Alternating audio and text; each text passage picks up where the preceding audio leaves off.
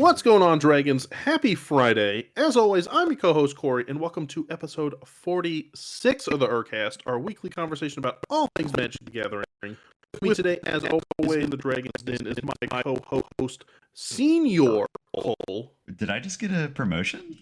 I'm now the senior co-host. I'll put that on my resume. No, you're Senior Cole. And updated.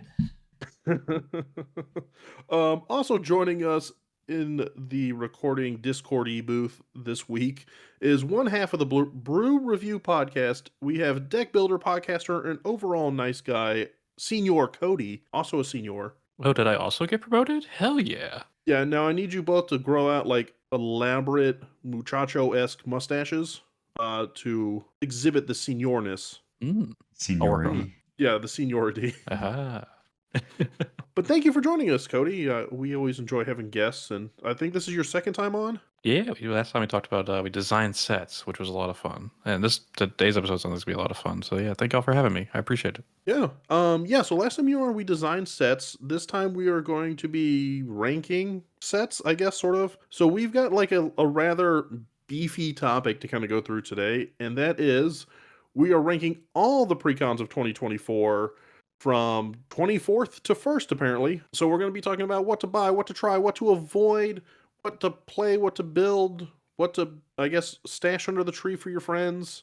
But we've got it. The definitive ranking, no notes, no dissension. I think we're all in lockstep unison is the one thing that we came away with, right? We all have the exact 1 through 24 in perfect unison. Well, these are objective choices. There's everything here is just makes sense. There's no way to break down the minutia between 16 to 18. Like we all have the exact same list. That was what I found the craziest.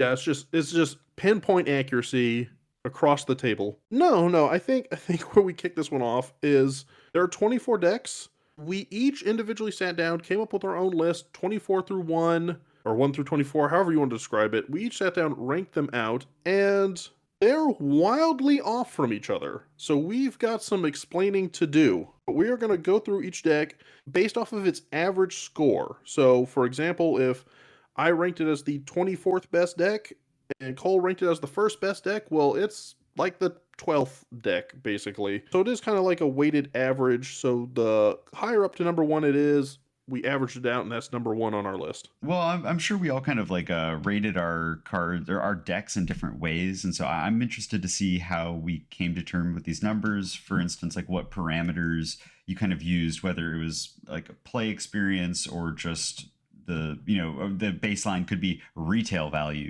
If you rank them all in terms of monetary. So I'm excited to see how we differ in those departments. Fair enough. Cody, what you got? How did you rank your list? As someone who is constantly looking for new decks to build, I watch a lot of content on YouTube, Twitch, and all that. And so a lot of it came down to, how did I see the deck perform while watching those videos? How did I feel about the deck, either when I played them or played against them? So yeah, is very much vibes related. Price, I didn't really look into too much. I know like the MH3 ones were always ridiculously priced for a while there. But yeah, a lot of vibes just based on like what I saw the decks do. And so yeah. Yeah, I agree with that. For myself, didn't look too deeply into like reprint value, which I know weighs kind of heavily on some people's, I guess, valuation of decks. I kind of ranked mine off of a couple different buckets. So one was just overall fun. So if I've played the deck before, did I have fun playing it? There's some decks that probably are objectively more powerful that I ranked lower just because it wasn't a playstyle that appealed to me, and there's some that might have been weaker, quote unquote, that I put higher because they were just more fun. Also kind of weighed it as a strength out of the box. So how playable is this when you pull it out and just sleeve it up? And I also looked at, for me, kind of like desire to build around the commander. So if I were to upgrade any of these decks, is this a commander that I want to upgrade around, or would I just go in a different direction entirely? Yeah, so focusing on kind of like the commander being the face of the deck rather than the deck as a whole. Like, are there interesting alternative commanders and things like that? I think that's solid. I kind of ranked mine similarly to yours in the sense of play experience. That goes both ways. I think like playing against a deck, it has to be fun for everybody at the table in an ideal world, or just at something interesting. And then also novelty. Like, is it something that's new? Is it interesting? Is it breaking, the barriers of design space? And we're kind of seeing new fun ideas executed. Like, some of the Bloomborough stuff, not to spoil it, but it was, very super creative. And so I like the creativity, the novelty. That's what's going to get me out spending my hard-earned dollars on these, cardboard. And funny you mention that, because spoiler alert, Bloomborough ranks pretty highly on all of our lists. Very good set.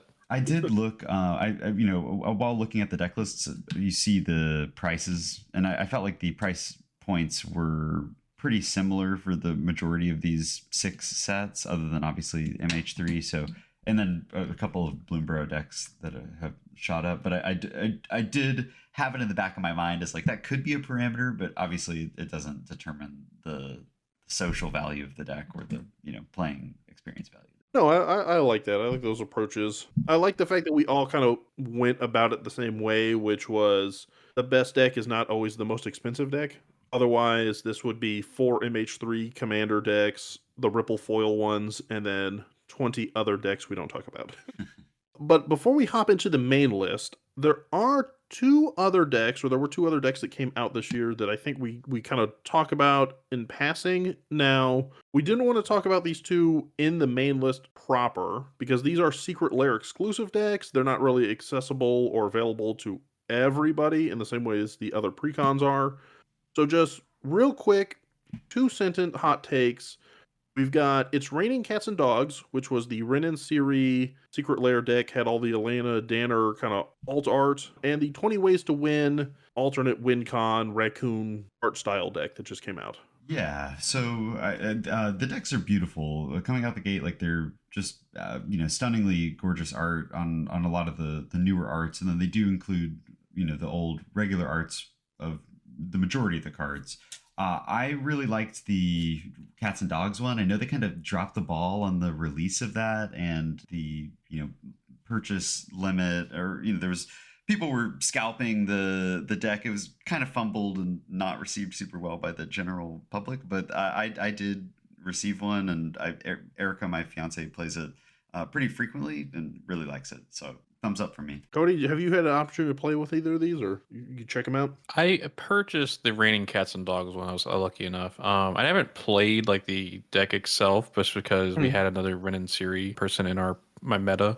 We try not to double up on decks too often. I think the art is incredible. I've pulled cards out of the deck just to like slot into my current list of decks. Like, yeah, I agree with Cole on the whole they fumbled that one. I feel like the 20 Ways to Win one was done a lot better. I think they were limiting it to like 2 per person. And I mean, I think the Cats and Dog one sold out same day. The 20 Ways to Win one, it was there for at least like a week, I want to say, on the store. So I think they did a lot better job there. I agree with that. So I did not get It's Raining Cats and Dogs. I did get 20 Ways to Win, and I had set aside like, hey, this time is when it opens up on the store. I want to make sure I'm in there because of Marvel. Right. Yeah. So I was a little worried about that. And then I was working, so naturally, I got sidetracked by a bunch of things. And then suddenly I look down, I go, oh man, the Secret Lair's been open for like 3 hours. Oh, let me just see. Popped in, yeah, no wait. Added it right to cart, got it shipped, got it maybe 3 or 4 days later, was already like shipped on its way, just got it yesterday or day before. I mean, just the experience alone was night and day from It's Raining Cats and Dogs. Even though I will say It's Raining Cats and Dogs, maybe A, arguably more cohesive, and B, has the nicest soul ring I've probably ever seen. It's a very nice soul ring. It's we're stating that the 20 Ways to Win is a 5-color deck, so there always are going to be complaints about like the mana base, because they could be giving you all those. If you have 2 opponents, this land comes in untapped, like the Battle Bond land cycle. I think there's a lot of room for improvement on their 5-color mana base deck lists, because they also did the transform from Cute to Brute last year, or maybe the year before. That it's like, if you want a functional 5-color deck, you gotta You got to give the proper land base. Well, I think that one also lacks some focus because gimmick is that there's 20 ways to win. So you've got like commander damage, direct damage, and then a bunch of alternate win cons like a Simic Ascendancy, Approach of the Second Sun, stuff like that. So because of that, it also gets a little disjointed because there's no, hey, I want to win through this method, and I've got 99 cards and a commander that are honed for this method. Then the method is shrines. Exactly. But yeah, I think they were good. I like the art. And if you are lucky enough to pick one up, then I hope you enjoy it too. But with that being said, on to the official list of the top 24 precons you could pick off a shelf. All right, are we ready, gentlemen? Rev your engines, Aether Drift All style. right, Let's do it. Before we kick this one off, I want a quick guess on what you guys think the number 24, what we collectively voted as the worst precon is. I'm gonna go Fallout Science deck. Okay. With Dr. Okay. Madison Lee. I think it was just one of the weaker performers of the year. Sure. Cole? Well, I put Desert Bloom in that spot. I know that's it goes against my statement on novelty, but I have just played against it several times, and it never seems to fully take off. I think it just wasn't properly hasn't been given. It's a cool deck, but it requires several changes to function. What I took away from that is because I have that precon and I've played it against you, is you're really just slandering my skill. Uh-oh. A tumbleweed floats by. Yeah. A lone tumbleweed rolls by. So number 24, bringing in the rear, we have Science. This is the energy-themed Fallout precon. Like you noted, Cody, headed by Dr. Madison Lee, with the backup commander Liberty Prime Recharged. So this was your number 24 as well then, Cory? I know if you've listened to the podcast all year, you guys are like, you knew what I was going to put as number 24 on my list, right? And it was going to be flipping garbage from MKM. Deadly Disguise, yeah. No, Science was my bottom rated one, and in fact, I was the only person that rated this as the worst precon of 2024. You guys each had a different bottom rating. So for Cody, this was your number 23 pick. Cole, this was your number 22 pick. So you each had things or thing you thought was worse than this deck, but collectively the worst deck. Well, that's awesome. Good for hey, taking in last. That's something that's memorable. I liked it was bringing back energy for. This is before Modern Horizons. The energy deck that kicked it out of the water. But yeah, I liked energy back in the set of which we cannot speak, and I was excited for its return. So disappointed that it holding up the rear, but there's something there that was exciting. Yeah, I agree with you. I think this deck's release kind of is very important because if it was the opposite, if we saw the other energy deck, which we'll talk about here in a bit, if the other energy deck, the MH3 one, came out first and then Science had come out second, I don't think anyone's buying Science. Like, I think the only reason it sold is because this one came out and no one knew there was going to be another energy deck following it up in a couple months. Well, it's Fallout, so naturally there's going to be some Fallout. I think this one also kind of struggles a little bit because there's two types of decks out there. There's the decks that absolutely need your commander in order to function, and there's decks that kind of operate independent of your commander. This one needs the commander to function, and the commander has like 0 protection. It's kind of slow because it's one of those like each artifact. So this one is whenever you cast an artifact spell, you get an energy, and then you have 3 different abilities that let you tap and pay different amounts of energy to do things like buff creatures, draw cards, or recur artifacts from your graveyard. And it's so slow, and you got to tap it each time, so you can't really trigger the paying of energy for those effects multiple times per turn. I think it's a good shell to get to strip down to increase the other energy deck if you wanted to put the two together. That's a fair point. So spare parts, that's a good buy. Yeah, spare parts. That's a good purchase. Yeah, it's very much a spare parts deck, yeah. Now, I will say the backup commander, Liberty Prime, I have seen people run it to decent effect. But again, with this deck being stripped down to spare parts and that one being like a whole total rebuild. Yeah, it does have potential to go infinite if you have enough resources. So that one will always, I think, be a little more little more usable, but like you said, fully new deck. Now, Cole, I want you to know now your bottommost pick is up, which I will say this is one I disagreed with. The two of you, I guess, had strong feelings about. So coming in at number 23 from Outlaws of Thunder Junction, Desert Bloom. This is Yuma Proud Protector being backed up by Kiri Talented Sprout. So you both had this as your number 24 pick. Nice. I pulled it from the graveyard by placing it at number 13. Oh, really? Uh-huh. My biggest issue with the deck is that, like, for a lot of players, precons are like introductions to the game, and the sacking land aspect of the deck, I think, is like very like antithetical to what a normal like deck plays as. You know, a lot of decks like either play one land per turn or ramp like crazy, and so having to turn around and then sack your lands, like, it's hard to teach a new player with a precon like that. Which I know, like, not every precon needs to be for a new player, but they are like kind of designed in that way. I've seen this deck played like in person at least like 4 different times, and every time it seems like they can't really get going, or like they get enough lands in their graveyard to get Yuma out, and Yuma dies the next turn, and it's like, well, can't really do much about that. So it's just like, yeah, it's just a deck that I didn't really see it to perform very well. Yeah, I can appreciate that. So it is sort of like a deck for more experienced players because you have to be comfortable putting lands in your graveyard and then having ways to bring them back out. But you're right, is something for a newer player, you're like, no, I want lands. I want to be able to ramp to get bigger spells. Why would I play one land to throw it away? Not to mention Now, that the primary, outlet of his utility is you're getting these 4/2 plant warriors, but the amount of times this deck just crumbles like a house of cards to a board wipe, I think kind of speaks for its strength. Yeah, so the reason I ranked it higher, so this is one that I did pick up. I played with a number of times.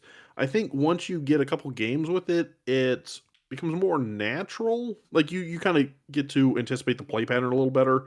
I will say Yuma, I agree, is probably not the best commander for this deck. Like it's got great utility and stuff like that, but he doesn't do a lot to support the deck. Kiri probably plays a little better. You also have Hazazon in this deck. So there's a lot of Naya themed lands matter kind of support cards in here that I think you could upgrade it very easily, or you could swap the commanders around and probably play it a little better.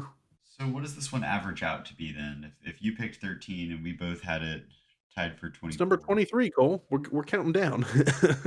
Moving out of the desert to another deserted area that none of us wanted to play in. At number 22, we have Hail Caesar from Fallout. So this is Caesar Legion's Emperor, backed up by Mr. House. So this is your Mardu human token sacrifice strategy, backed up by dice rolling. Yeah, barely by dice rolling. Yeah, that barely was just a flavor. He's not at all related to the deck. I think they kind of missed an opportunity there because there's so much human support that they definitely could have. But I think that Mr. House was one of the biggest successes of the Fallout release. He in our top commanders of 2024. He was one of the very few from this year that have entered our top 100 on EDH rack in terms of popularity, and he definitely does great things for the dice rolling. Very niche set of cards that didn't have a great commander, but the shell that he came in, middling. I think this kind of shows how varied our rankings are. So this one comes in at 22, not because it was like really considered the worst by any of us, but it was kind of considered like bottom third by all of us. Cody, you got this. You're the highest person on this deck at 17. 17 out of 24 is not exactly like a A rating. That's a C minus maybe. Yeah, I've seen this deck pop off before because it's like a token human strategy where like you're sacrificing the tokens to get advantages, things like that. And I think the deck overall was very strong. Like there was a lot of great reprints in it, but like it just very forgetful. Like it's not a deck I'd be like, oh yeah, you should definitely pick this up. Like so it gave it a little higher of a rating just based on power, but overall just not a deck I'd probably recommend to anybody. Yeah, I agree with both of you. I think to Cole's point, Mr. House was probably one of the underrated successes of the year because it did crack like the EDH top 100, but it doesn't do anything for this deck. Whereas Caesar, I feel like you can also make a very strong Caesar deck on its own. Maybe you put it in there with like Ishin or something like that that's going to double up those attack triggers. Mm-hmm.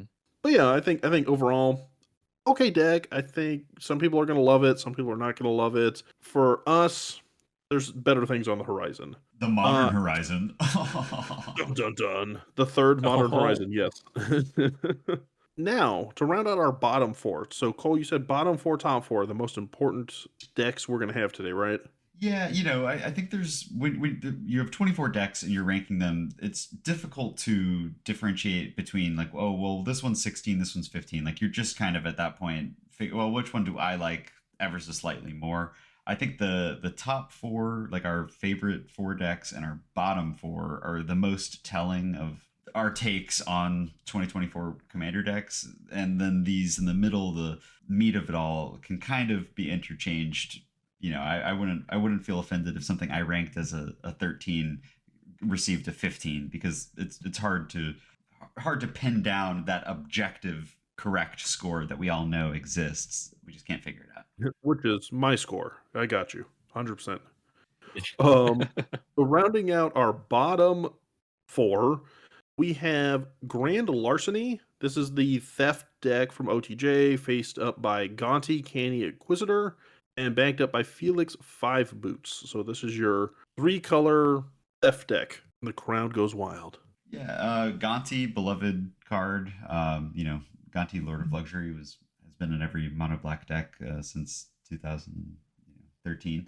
Or probably okay. But I'm a fan of theft decks because I think it creates a different gameplay experience every time, and it packs you with all of these unblockable or difficult to block creatures that benefit from dealing combat damage, which I think for a new player and even an old player, it's like it's pretty fun. You're gonna get enough variation that every game is different or unique. Like my favorite deck that I play personally, my Scarab God deck is like, I tout that it's different every time. So to me, that was something that this appealed pretty highly for. But I just think wait, hold up 1 second. It appealed very highly to you at 17. Yeah.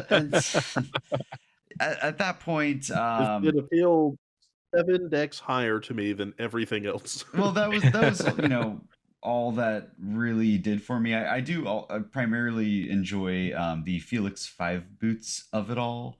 I think that doubling combat effects in a different color than we're used to, which is either the Gruul on attack triggers or Ishin. It's like it's unique enough. It's pretty novel, but it just, I don't know. It didn't really it didn't do it for me other than the face commander and the alternate. So I think there's some better releases this year that earned it a 17 on my list, which objective, like you said, that's a C-. That's still a passing grade. I mean, I put this at 20th on mine. It's not because it's a bad deck. I think it's because out of the box, other decks have a more cohesive strategy. And I think theft decks are kind of the worst and best deck at any given table. It just depends on what other people are playing. And this deck kind of hits that same note for me. Like, if everybody else is playing CEDH and you bring out this deck, you're also playing CEDH. But you're not getting the same synergies that they're getting with their deck. Yeah, and like speaking to that, I think if you're not at a CDH table, you're probably going to be the target because theft usually goes one of two ways. Either people are kind of calm about it and like, okay, whatever, you're stealing my stuff, until you steal that one thing they needed to win the game, and then people turn on you. Like theft is a very hard thing to play in Commander because you are tampering with the experience of 3 other players at the table. And all it takes is one person to be like, hey, we should probably stop this. And you turn yourself into arch enemy for sure.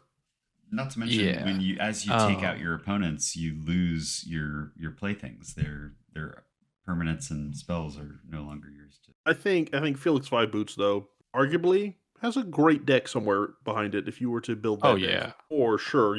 There's a bunch of cool things out there, especially in those 3 colors, that when they deal combat damage, create treasure or mill or whatever direction you want to go in, that has a solid deck somewhere that is not this deck. Probably increases the consistency a lot versus the Gonti. Yeah. All right. So now, to bring us out of the top 20, we have number 20, only because Cole apparently is very high on this deck, and this is the one that I feel like most people would think I've ranked the lowest, but it was my second lowest. It is number 20, Deadly Disguise from MKM, the face down, flipping, disguise, cloak, morph deck, led up by Kaust and backed up by Descana the Rage Mother. Yeah, so I was so off on this deck. Like, I did not like it at all when it was being like spoiled, or we finally got the deck list. I was like, oh my gosh, this is. I was not excited for it. And that was a failure on my part. I've played against it several times, just straight out of the box, and it's honestly a very fun challenge of remembering people's flip down cards, or kind of having that moment where you're like, oh, what am I going to block? And then you choose wrong and you get hit by, a 12-12 trampler. It has shocked me and surprised me. So I had to give it a higher rating. I actually went in the top 10 with this one due to how much it turned, it took my opinion and beat me up. I got cousted and ousted. Also, it has Jessica's Will, which love me some good Jessica's Will. So. Just as Will floats it like 10 places just on his own. Yeah, right. I was curious about your reasoning behind this, because when I was compiling it together, so Cody, you have this as your 22nd best deck of the year. I've got it at 23. Wow. So I know that I have spent basically the entire year bashing this deck and its full mechanics at every opportunity. But Science ranked a little lower to me. But Cole, number 9? Yeah, you think it's a play experience thing. Crappier decks. Play experience is the rule here. So what I would ask you is to introspectively, look into your games of this year. How many times did you play against this? Never. Mostly by protest. So your opinion is moot. And you, Cody? I played against this deck 3 times this year, I want to say. Okay. I played in a Precon league this year, so that really helped me get a good feel for a good number of decks. To be clear, Cole, I think it's not that my opinion's moot. I think this proves that I am a superior influencer, and I have tamped down the number of people playing this deck by speaking ill of it all year. Well, and we've spoken pretty, and I wouldn't say fondly. We've spoken pretty ravenously about our distaste for the extension of like morph into cloak, into disguise, all these different flip down mechanics that do small variations on the same thing, that I think it just takes away from clarity of board state and kind of makes it's just a little more complicated, like more complexity creep sort of thing. So I can see it. I can see it there, but I stand by it. So it's a good time. Descana, though, it's okay. A little more bears. I like Descana. Good card. Good card. Also, especially, what was the one that came out in MH? Yeah, Kodu or whatever. Oh, the bear that Kudo. Yeah, Kudo that makes everything. Kudo. Yeah. See, already got the makings of a great deck. But Cody, why did you played against it 3 times? So like, I got to hear your reasoning. Why did this deck, Taylor Swift style, feel like 22 for you? It felt like a deck that was 3-color for no reason. In the same set, Yaris Aurora of the Gods came out, and that is a Gruul face down cards matter commander that like is, I think, like 1,000,000 times better than cost, because it gives like haste and you get to like revive your flippy stuff.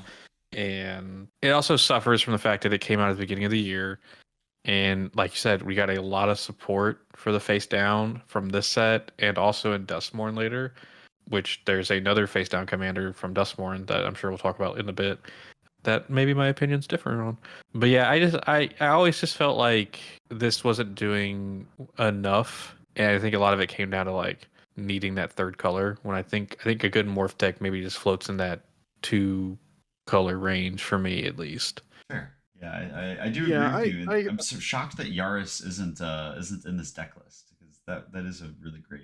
Yeah, it's very weird. Like, I guess they were trying to force you to buy upgrades from the main set. I think the reason this one's a 3-color is just because there's all those old white morph cards that arguably aren't Mhm. that great, but it's just sort of like what colors is morph in case someone ever wants to upgrade the deck. Yeah. Speaking of a deck that you may want to upgrade, we've got number 19 on our list from Modern Horizons 3 and headed up by Omo, Queen of Vesuva. We have Tricky Terrain. So this is land types matter, whereas Desert Bloom had to do with lands entering your graveyard and kind of moving zones. This one cares more about, are they gates? Are they shrines? Like what type of land? Locusts, all those kind of things. Yeah, I think it's objectively pretty interesting. It's doing like, everything counters. Those tokens became pretty, or like pretty. That's from the Hauntwoods guy. But overall, I think Mhm. this is a super unique commander deck. It's Simic in a way. Every time you see a Simic, precon, I'm thinking like, oh, AC is kind of the standard there of like, wow, this rewards Mhm. you for doing something that you are going to do anyways in a way that just generates a ton of value. And the Simic I'm value engine, pretty huh? pretty sure AC's actually in this deck too. Yeah.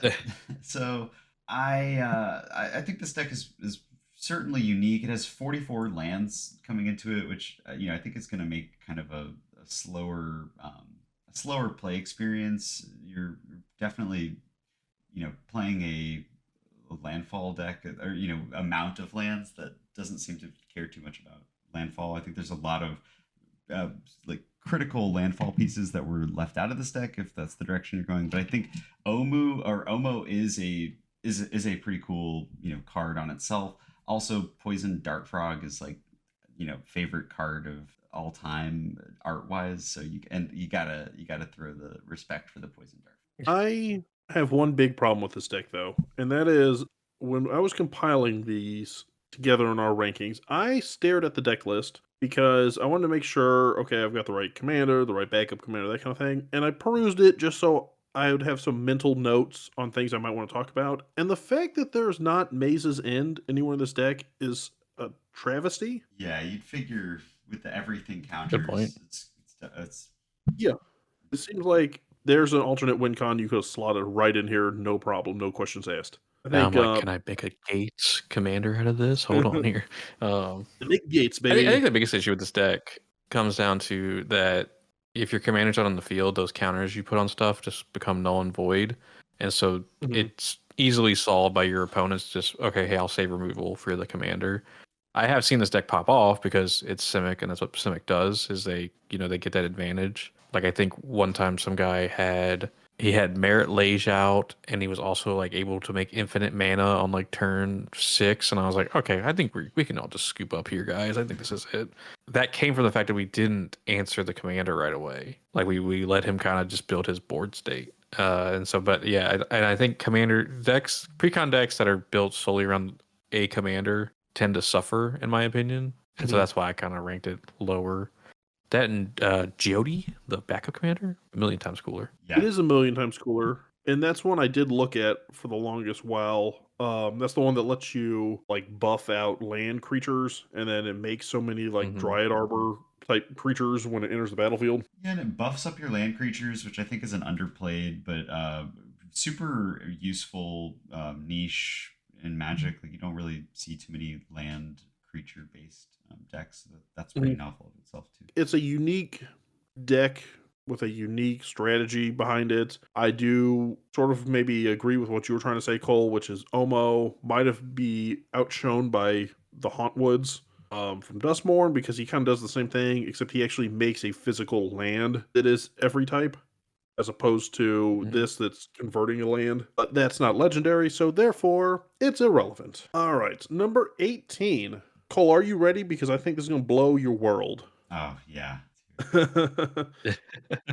Number 18, from Modern Horizons 3, we have Graveyard Override, headed up by Disa the Restless and Corum the Undertaker. I keep wanting to say Disa the Relentless. Cole, correct me if I am wrong. Yeah. This was number 5 on your list. Cody, you had this at 21, and I also had this at 21. So why were you so high on this deck that goes so low into the graveyard? Oh, well, yeah. Basically, I'm a Jund enthusiast. Jund him out. Mhm. I was excited for Goyfs. I think Goyfs are they're it's an enjoyable creature type that has some funny history to it, and I'm a pretty big fan of graveyard synergy in general. I've played against this deck several times, and to general success, it typically seems to have something to do. You're always creating those massive goyfs anytime.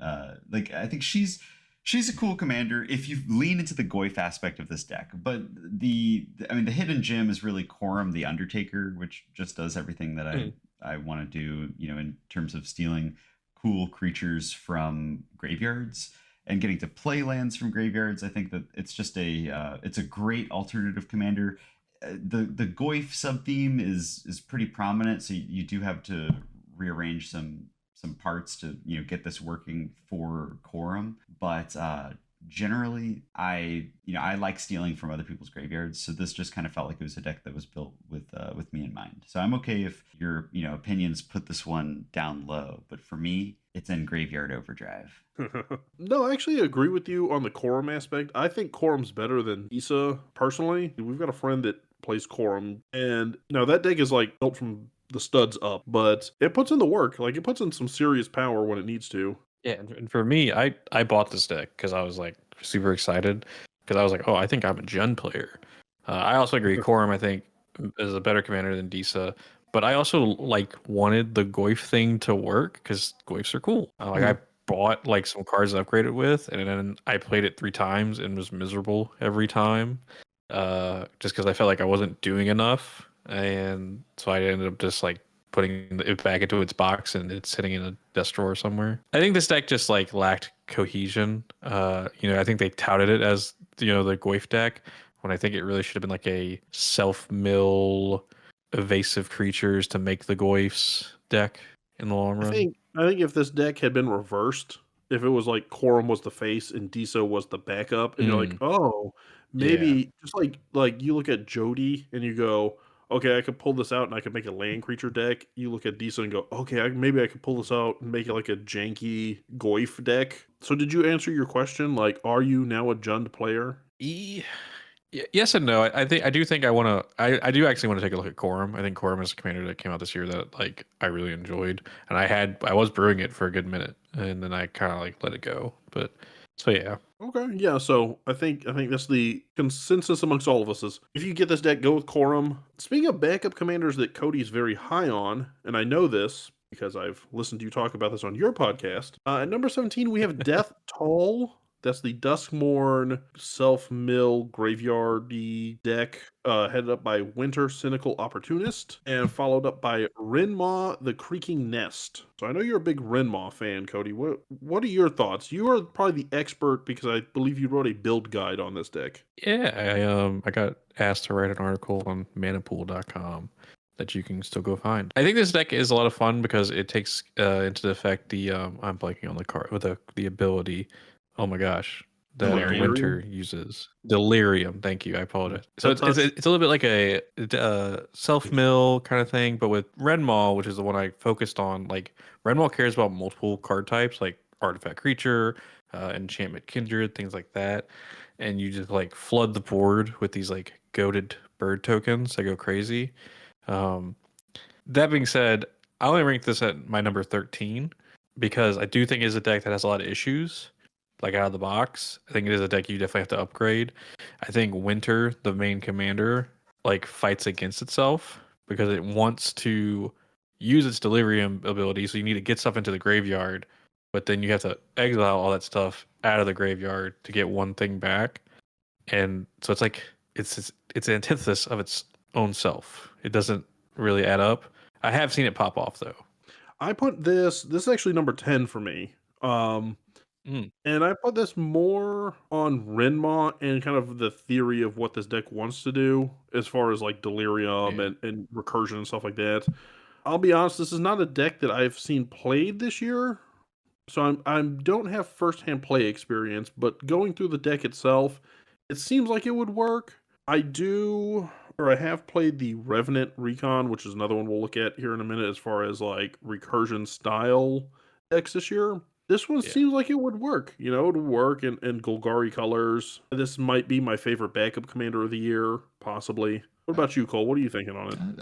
I built the Rendmaw online and played a couple games with it and had some fun. I like the Baba Lysaga type deck of caring about like Mhm. multiple card types is cool, but I definitely agree with Cody. It's the winter just seems a little uninspired and fights itself with exiling cards from graveyards when you have to work so hard to get those cards in the graveyard anyways. It's good in the sense of you could probably just rip Winter off and slap Marin of Clan Nel Toth, which obviously you might want to play a little bit more of a unique Golgari commander, but this to me just feels like Marin from Timu or Marin from Wish, whatever your choice of low quality shops are. Hmm. Um, I think the deck is it's fine, but Winter is objectively just weaker Marin without the experience counters, which probably makes it back in the day. Marin used to be one of the biggest, scariest like boogeymen, and at least in my part of the woods. So this is a easier, more family friendly take on it, perhaps, but yeah, not crazy about it. And if you're wondering why it's ranked so low, because I put it at 10 and Cody put it at 13, that's because Cole put it at 23. You only disliked Yuma more so than this. And I think that's a hate crime, by the way, disliking Yuma. I apologize, and I do dislike Yuma, but I did really enjoy the alternate commander of that deck. In terms, I think it's a very cute card. So Yeah, I think the alternate commander on that deck, Kiri, has an interesting loop that I want to build, but I don't want to build, which is just strip mine. Like if I could just blow up other people's Mm. lands and then bring back my land each turn to blow up other people's lands again. oh, sounds like a great time for everybody involved. Yeah, yeah. I'll let you know. I'll let So you what know I'm when hearing you. is you're a monster. Yes, yeah, yeah. I'm a monster wrapped in a cute little baby cactus body. Speaking of recursion, we have another graveyard recursion deck. This is Revenant Recon at number 16 from I'm sorry, Modern Horizons, MKM. Murders at Karlovian Manor. This is headed up by Mirko, Obsessive Theorist, which is the vampire like surveil recursion commander, and backed up by Marvo, which for less text, I know it says like, you play Clash and blah blah blah blah blah blah. It lets you play war with other people off the top of your deck. Well, yeah, that's inherently what Clash is the Yeah, best game of just all without all the time. reminder text. Yeah. Yeah, How are we feeling on this? This for me, I guess to throw this out here, Revenant Recon. We're looking at number 12 for Cody, number 15 for Cole, number 17 for me. So this is kind of like right in the middle for all of us. yeah, I think it's a great starter deck, and like in Reanimator, it does everything that you want to do in a Reanimator deck. It has surveil cards that are going to get your cards into the graveyard. I think it's a fun a fun new take on Mirko. And this whole year I've been just touting that even though not to get too into the weeds about like reprint value. I mean, you're just getting like the best parts of a Reanimator deck with like Phyrexian Arena, which obviously is 60 cents at the moment, but it's just an old school staple. Reanimates, Animate Dead. You get some fun cards in here. I also love Marvo, Octopus Rogue, sneaking around in the depths. Clash is fun. This is a great you might have to focus your deck around Clash if you want to run it as the alternative commander, but it's just a fun card.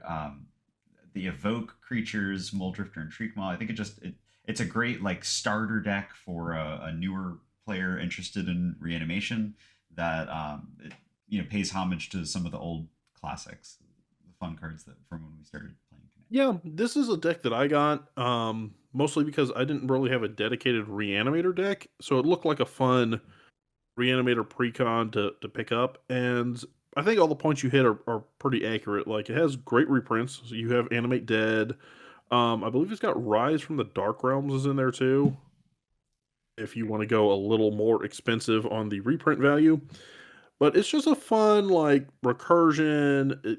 It gives you Surveil, like Mirko himself does not have Surveil, but there's a ton of Surveil cards in here, so you can kind of fill your graveyard up. You can kind of set up your draws each turn. It's very beginner friendly, especially if you have somebody that wants to play with the darker side of Magic. So your recursions and your zombies and things like that. Like, it's just a fun deck overall. Yeah, I agree. I think it is a deck that like I bought and I was like, yeah, I'm gonna play this, and then I just never touched. Mhm. But like watching people play it, like I think the biggest downfall of the deck just comes from I think people tend to rely on Mirko for that recursion. Because we are playing a 100 card singleton format, so it's hard to get like a reanimate or an animate dead into hand every time. And so a lot of that, pitching stuff to get big stuff out comes down to getting Mirko big. And so if he gets removed, it does feel Yeah. bad. Um, Yeah, that is Love a good Marvo as the point. backup commander as well. Mhm. Yeah, no, that's a good point, which is because you're reanimating based off of Mirko's power, and every time you surveil, you put counters on Mirko. It is one of those things like once Mirko gets removed a handful of times, you're not touching anything in your graveyard. And definitely is not going to get to the point where it's like really threatening anybody in general, because you're not going to let this thing get to an 8 power flying vigilance commander that could just Yeah. bop you out of nowhere. Well, but then you use your 5 mana counterpoint, and you counter a spell, protect him. Who counters spells? Ugh, in blue? Disgusting. Speaking of counterpoints, copying and manipulating the stack. That brings us to number 15. Eldrazi Incursion. Modern Horizons 3. Ulalek the Fused Atrocity. So this is the one that whenever you cast a Eldrazi spell, you can pay 2 colorless, and if you do, you get to like copy all the spells you can control. Then you can copy, activate, and trigger abilities. You can like change their targets and stuff like that. Not, I'm gonna say, not the most beginner friendly strategy to manipulate the stack. Yeah, that was kind of I put this one pretty low. I put it on 21 just because 21. I've played so many games in like with people who are trying to get into Magic, saw this cool crazy monster, gonna get it. It's just such a hard concept for a newer player to grasp. It also has so many like cards on the upper end that if you don't get good ramp out, you're likely never going to be able to cast like the deck just has a whole host of like 8 9 10 plus drop cards. So i I think for ease of clarity of how to get into Magic, how to get into like copying spells in the stack, but copying and casting is different. And it's a very interesting commander, but it's such a nightmare to try to get through complex Mhm. stacks battles. Yeah, I feel like this is the deck that last year when Zuladoc came out with Commander Masters, everybody was so excited for that deck, and then people didn't want to miss that train again when this one came around, and they're like, "Oh, I see a higher price point. Maybe this one will actually have, Kozilek and all those kind of things in there." Because that's every time a Sliver deck comes out or an Eldrazi deck comes out, everybody's like, "Oh, this one will probably be the one that's got Sliver Queen in it," and it never is. Yeah. So So yeah, where did you have this one ranked, Corey? this one here, at an 11. Okay, so we were pretty close, me and you. I had it at 10. The backup commander, this one, Mhm. Aslas, is that what his name is? The Sleeping Yeah, Scourge. Yeah, uh, that weighed a lot on this one for me. I've seen Aslas pop off. It's like an experience matters commander. I also found that for a 5 color deck, that also is kind of a 6 color deck. If you want to get technical, I feel it had one of sure. the better mana bases because it used a lot of the pain lands. So if you were paying that colorless, you weren't digging yourself, but if you needed the color, you could. In like watching content, I always felt like it like at least would have like its big like the deck is doing the thing moment, and so that's why it got the number 10 for me. Yeah, I kind of had the same logic. So I put this one at 11. And I did weigh heavily on the backup commander because the backup commander is the one I typically see played. So Cole and I have a friend who plays this as their commander. I actually purchased this deck when it came out. I used the backup commander.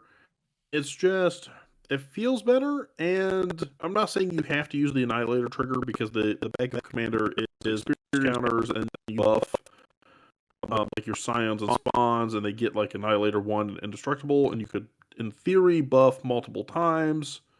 It seems to work better, and like you said, the land base is superior to a lot of other decks. I think this 6-color land base is superior to a lot of like 3-color land bases I've seen in precons. Yeah, I would agree with that.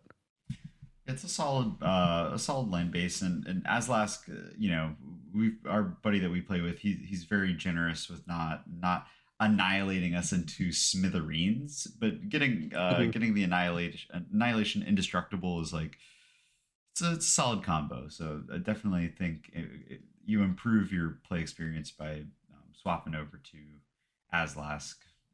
Three mana commander, a little easier to pump out and commit to the. Yeah, it also does make this deck a lot more beginner friendly because again, you're not messing with the stack or any of these cast versus copy versus whatever spell triggers. You're literally like, okay, I put out a bunch of creatures.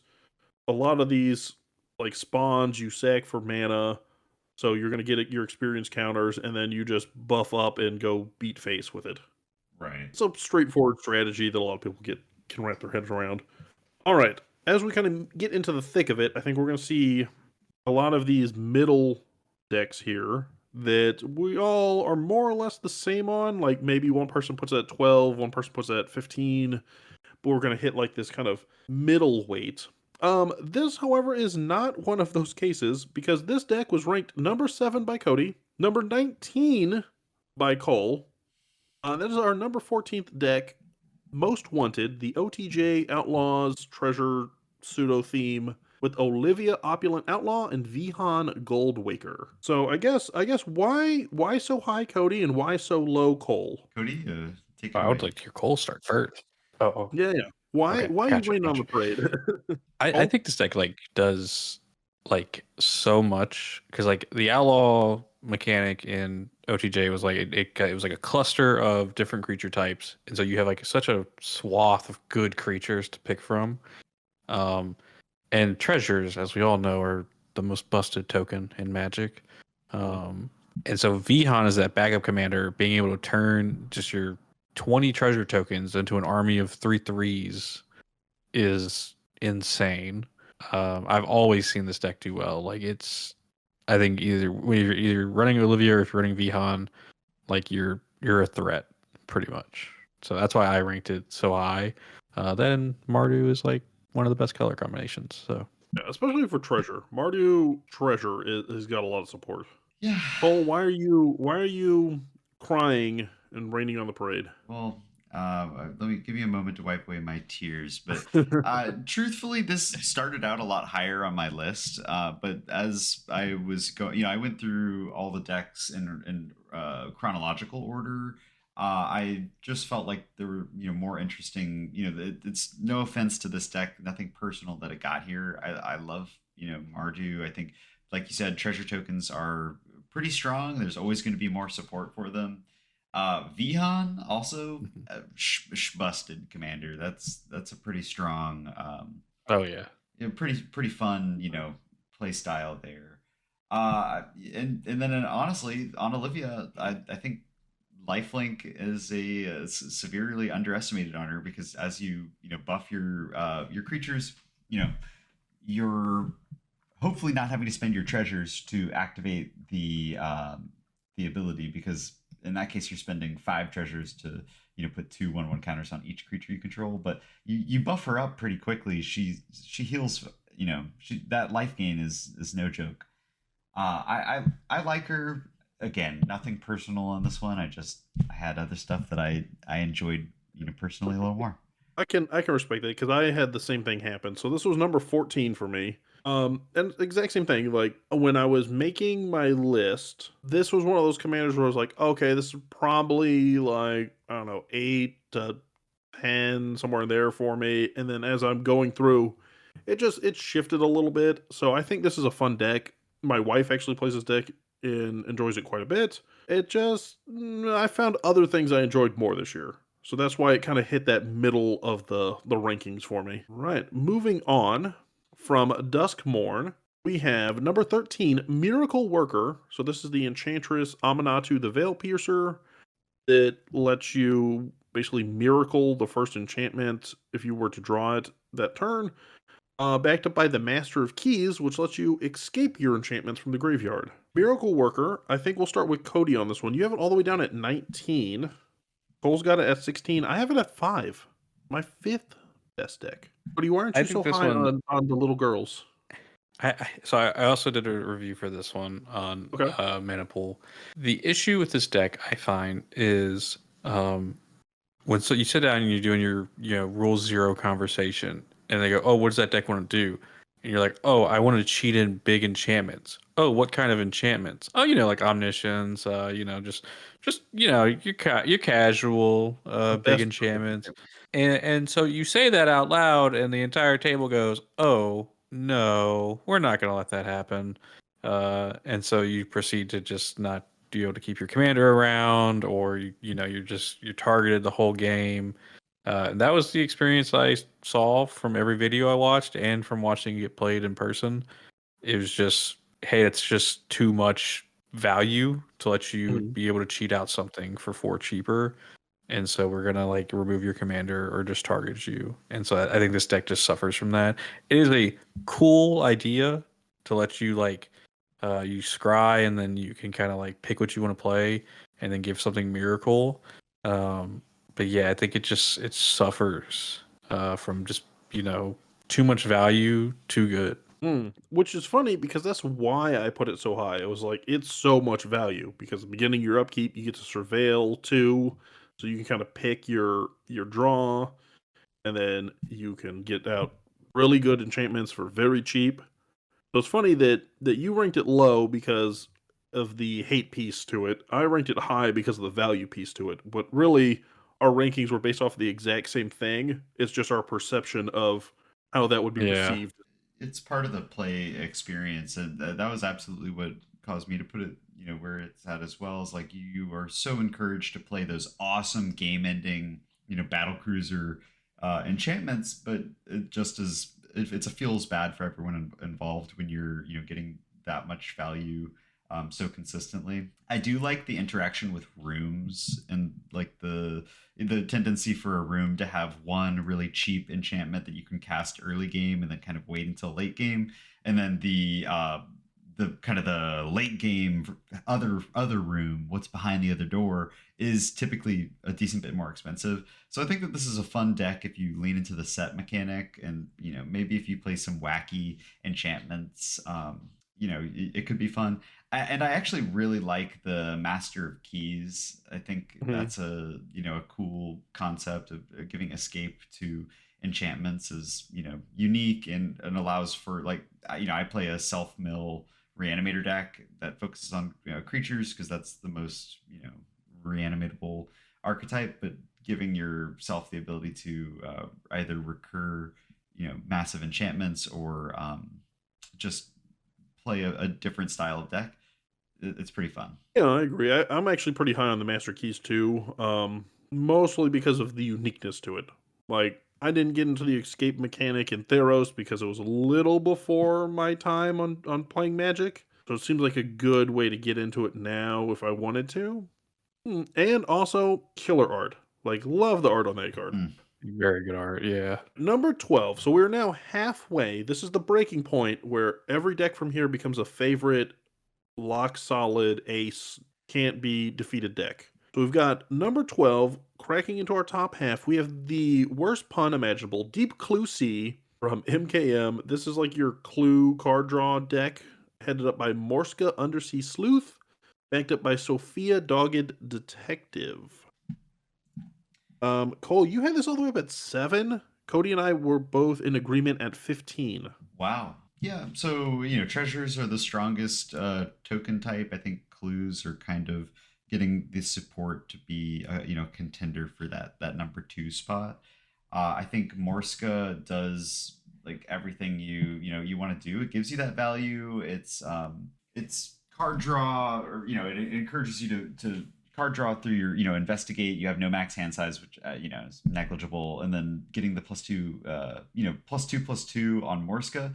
You can get a pretty strong commander out of this that's going to survive either combat or kind of weaponize it. If you're doing that on each turn, it's capable of, it has a higher ceiling, I think, than the traditional precons. I really like the reprints in this. Benny Brax being like a big one that used to be extremely expensive.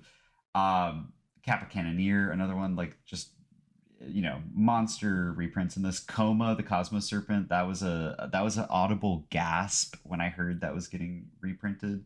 And then the secondary commander there, the Sophia Dogged Detective, is kind of the perfect setup for a Scooby-Doo themed deck. So we bought all of the Murders of Karlov Manor decks, but have primarily played this one more than any of the others, just because it does make for a fun gameplay experience. It has some great legendary creatures in there, and clues are only going to continue to get more support. So I think this is a good set of bones for a eternal deck. Yeah, I really like Sophia Dogged Detective. I thought that was a fun one. I did attempt to brew at one point, and then I kind of put it on the back burner because other sets were coming down the line. I think, for me, I think this was a good deck that kind of did exactly what you wanted it to do, but it didn't wow me. So I think I've got some reservations with like Morska, in the sense that yes, I can make Morska very big, but Morska has 0 evasion, so there's no flying, there's no menace. Like, it's just at a certain point, maybe I've got a 8/9 that makes me a clue at the beginning of my upkeep, but it just gets chump blocked over and over and over again. So I wish that there was some kind of ability to get around blockers that way, or I also kind of wish instead of Vidalcan Fish Detective, it was just Merfolk. That way I'd get some Merfolk synergy out of Yeah. this at least. That's fair. But overall, I think the deck list to me looked fine. There was a lot of clue synergy, a lot of when you draw your second card, Joel Riel makes a 2/2 cat, and this one lets you scry, and this one puts 2 1/1 counters on itself. Like, there was a lot of those little triggers, but nothing that jumped out at me as like this is the game winning move. Yeah, I think like overall, just it's not a bad deck. Like it's got good bones. It just I don't feel like it did a lot to like interest me outside of like, hey, you can throw an Academy manufacturer in here. It actually might have been in the list, and make a ton of tokens and then plop something down that turns those artifacts into creatures. Like that's probably the most interesting. Besides leaning into, like you said, you draw your second card, you do a bunch of things. Yeah, now how do we feel on the pun though? That's really what this deck is all about. It was sold off of it being called Deep Clue C. Are we pro pun, anti pun? I think it's fine. It doesn't do too much for me, but Yeah, I guess 7 out of 10. Okay, but It's not bad. hear me out, right? If it was named something else, would like when you walk by it on the shelf at Target or Walmart or whatever, if it was just called like Deep Draw or something like that, are you more or less likely to buy it, or did the pun draw your wallet to it? you know, in Indifferent. Got it. in today's instant gratification era, I see so many puns on the daily that it takes a lot for me to see a pun that evokes any sort of feeling other than a general like malaise of society and despair. Like it doesn't go either way for me. It's a cheeky pun, sure, but at its core, it's It's not a fine. great pun. Yeah. Sure. But how would you have felt if it was a picture of a boat and then there was a little blonde Leo DiCaprio floating on the front of the box? And the whole deck was about doors, opening doors, closing doors. Titanic Secret Lair win? Yeah, exactly. Is the door big enough to put 2 creatures on it? Yeah. I think we're cooking here. Yeah, we're on this. Hey, hang on. Give me 20 minutes, a sketch pad, and Mark Rosewater's phone number, and we're in. We got this. Number 11, moving on. We're also going into some Simic colors. This one is another one that's sort of like in that one person's hot, one person's cold, and one person's indifferent. And that is number 11. We have Jump Scare.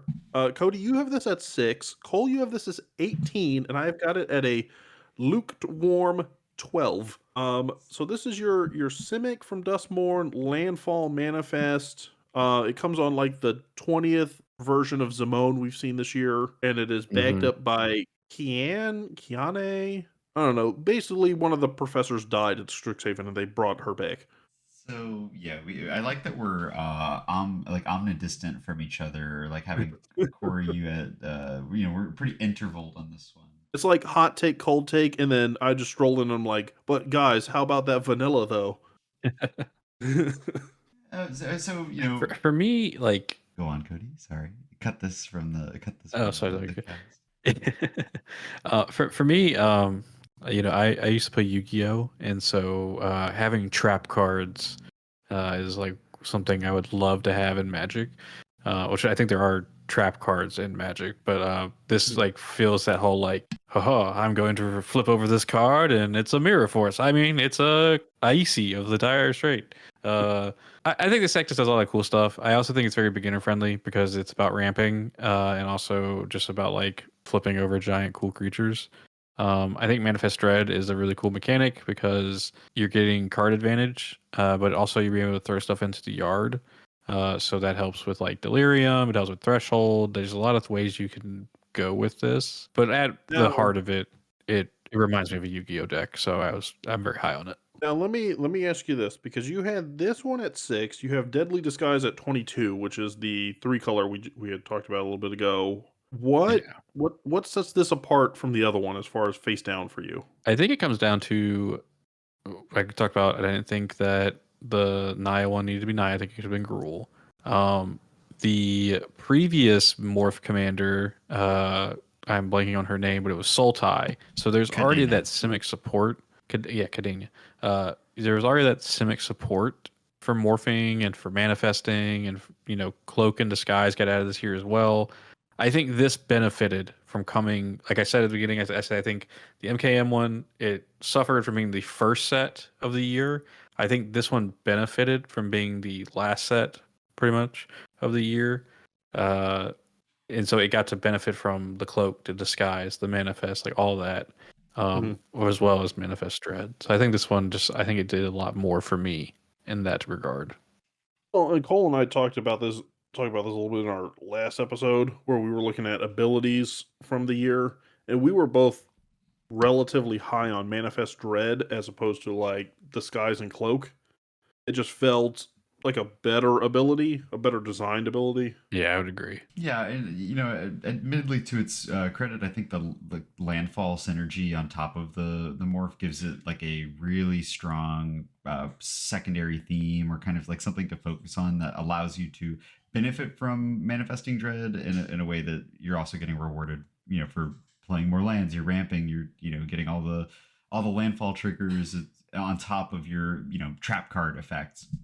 For me personally, it's kind of a victim of it's much newer. I haven't had the same experience with it as I have Koust, because I haven't had the exposure to it. So I do recognize that my predisposition towards not liking the Deadly Disguise deck prior to its release probably impacted my opinion of Jump Scare, but I'm open to it being much stronger. I think for me, it needs a little more time to play against it enough and form a solid opinion. And can we talk real quick about how whatever, the backup commander, what am I supposed to do with it?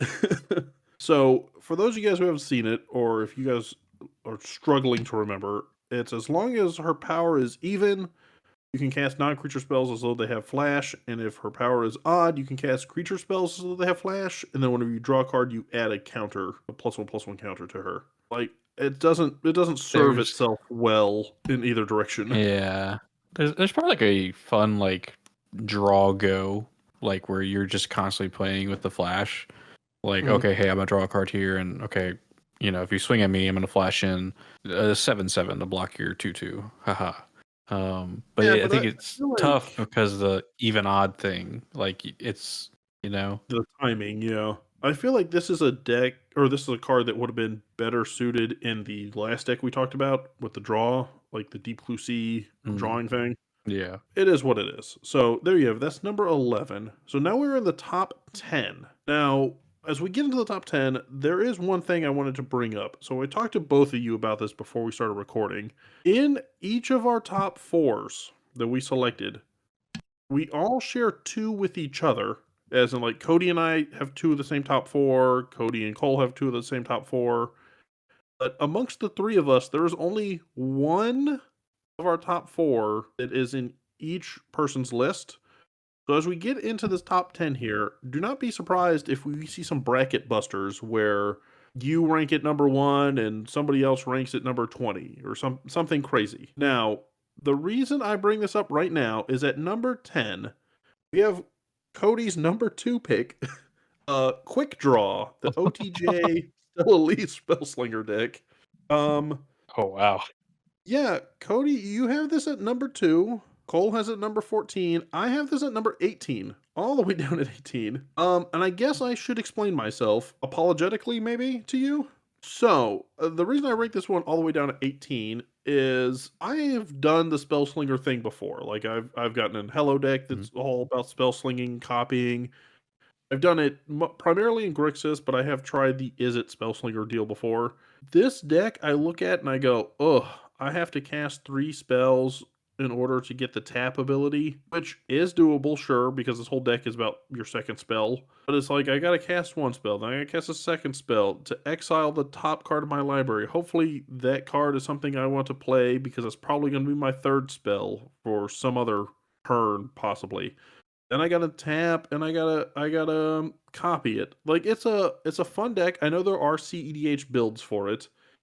It's just sort of like I ranked it so low because it's sort of like I've danced this dance before and it didn't appeal to me in this variation. I think that's pretty fair. I felt very similarly. Obviously, it goes infinite with anything that it untaps and allows you to abuse a couple of like choice instants and sorceries that in an interesting way. But I stand by you said it pretty perfectly. It's like you just you need a lot of fuel to make this take off. You either like a lot of good, not necessarily cantrips. But cantrips are pretty reasonable in this. Casting, I played Eris several times, and you want to in your perfect world, you're able to cast 2 spells every turn on everybody's turn. You're doing that. Well, not only does that kind of slow down gameplay and make everybody, oh, does this respond or does this resolve? You're basically playing the Is It fantasy of like you need a lot of mana and a lot of cards to get into that magical dreamland. So I think it's a little harder to achieve than it may look, but it's interesting. So is it? Yeah. It is. Yeah, I mean what you're talking about with Eris. So you would have to have, in theory, 8 cards in hand per turn cycle. So you're casting 2 on everybody's turn. So you definitely need like a draw engine attached to this. And odds are to cast 8 spells at the mana that you have available, they're probably mostly cantrips. Yeah. But Cody, you think this right here is the silver medal of 2024. So I am curious. If you'll excuse me, wipe away my tears because you robbed me of this. Targeted. Very targeted. I think this one comes from the fact that I played this precon a lot. So it's interesting because Is It has such a weird thing for me because I had an Is It deck for a long time that my playgroup hated. Because in their words, he's playing Is It, he can win at any moment. Even though he's on 3 lands on turn 7, he could win at any moment.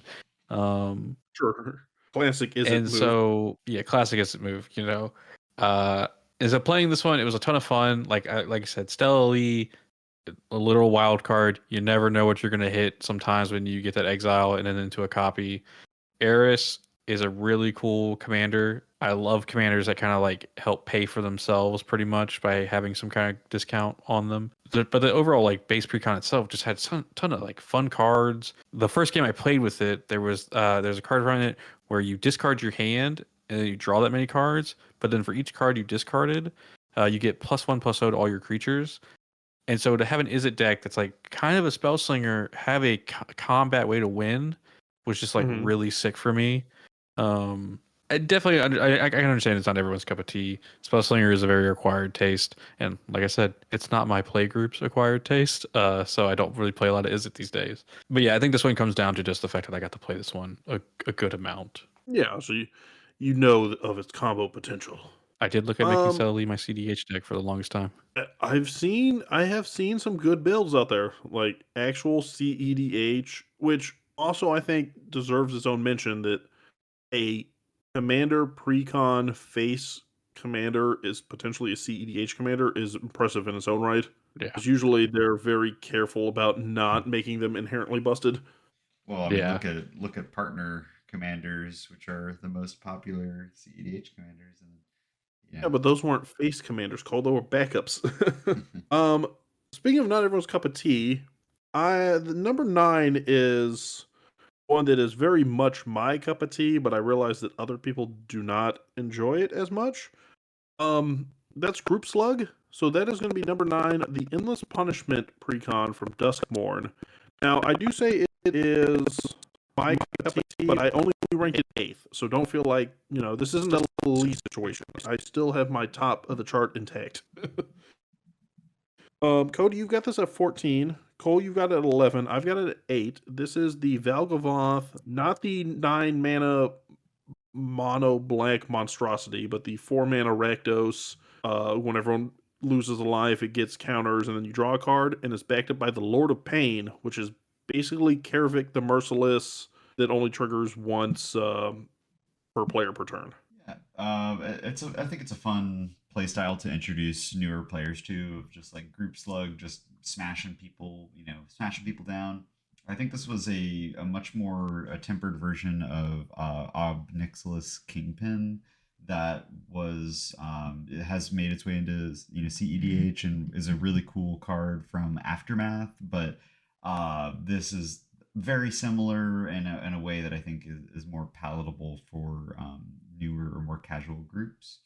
I like a lot of the cards in here. They're they're fun. They give like choices, and you're dealing tons of direct damage to people. I think out the gates it's a pretty strong deck. So I ranked it number 11. So it just barely squeezed out of my top 10, but I think that it was unique and it's fun to play against, and pretty consistent. It has some good solid win cons in there and a lot of room to be upgraded. So I liked it. Yeah, I actually ended up not getting this deck. One, because I couldn't find it, and trust me, I looked. And two, this is the other justification I tell myself. I kind of already have this deck, so I've got a Karavik the Merciless deck that I dub as like my end of the night deck, which is it's the last game. We all want to go home. Like we don't want this to drag on too much. We got enough time for one game. Let me drop out Karavik.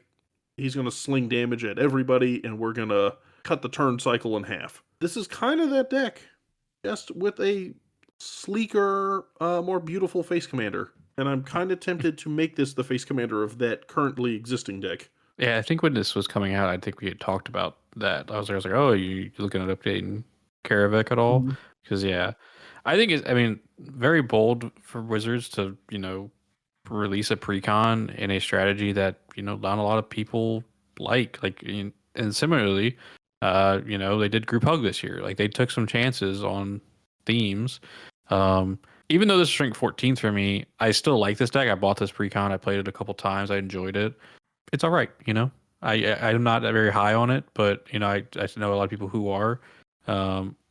Between Valgavoth and Lord of Pain, you have two commanders that are there to destroy people. So it works out. The game plan is sound. Yeah, that's the thing. They both work out. They're almost like interchangeable too, just depending on what style of game you want to play. Like having Valgavoth as the face commander or having Lord of Pain, neither one really changes the game plan, which I think is nice because a lot of times they're so different, the face and backup commander, that the backup commander is almost either unusable or it's so cool that you want it to be usable, but the deck isn't right for it. So I do appreciate sort of the interchangeableness of that. Oh, and overall, I think it's just got some great pieces in it.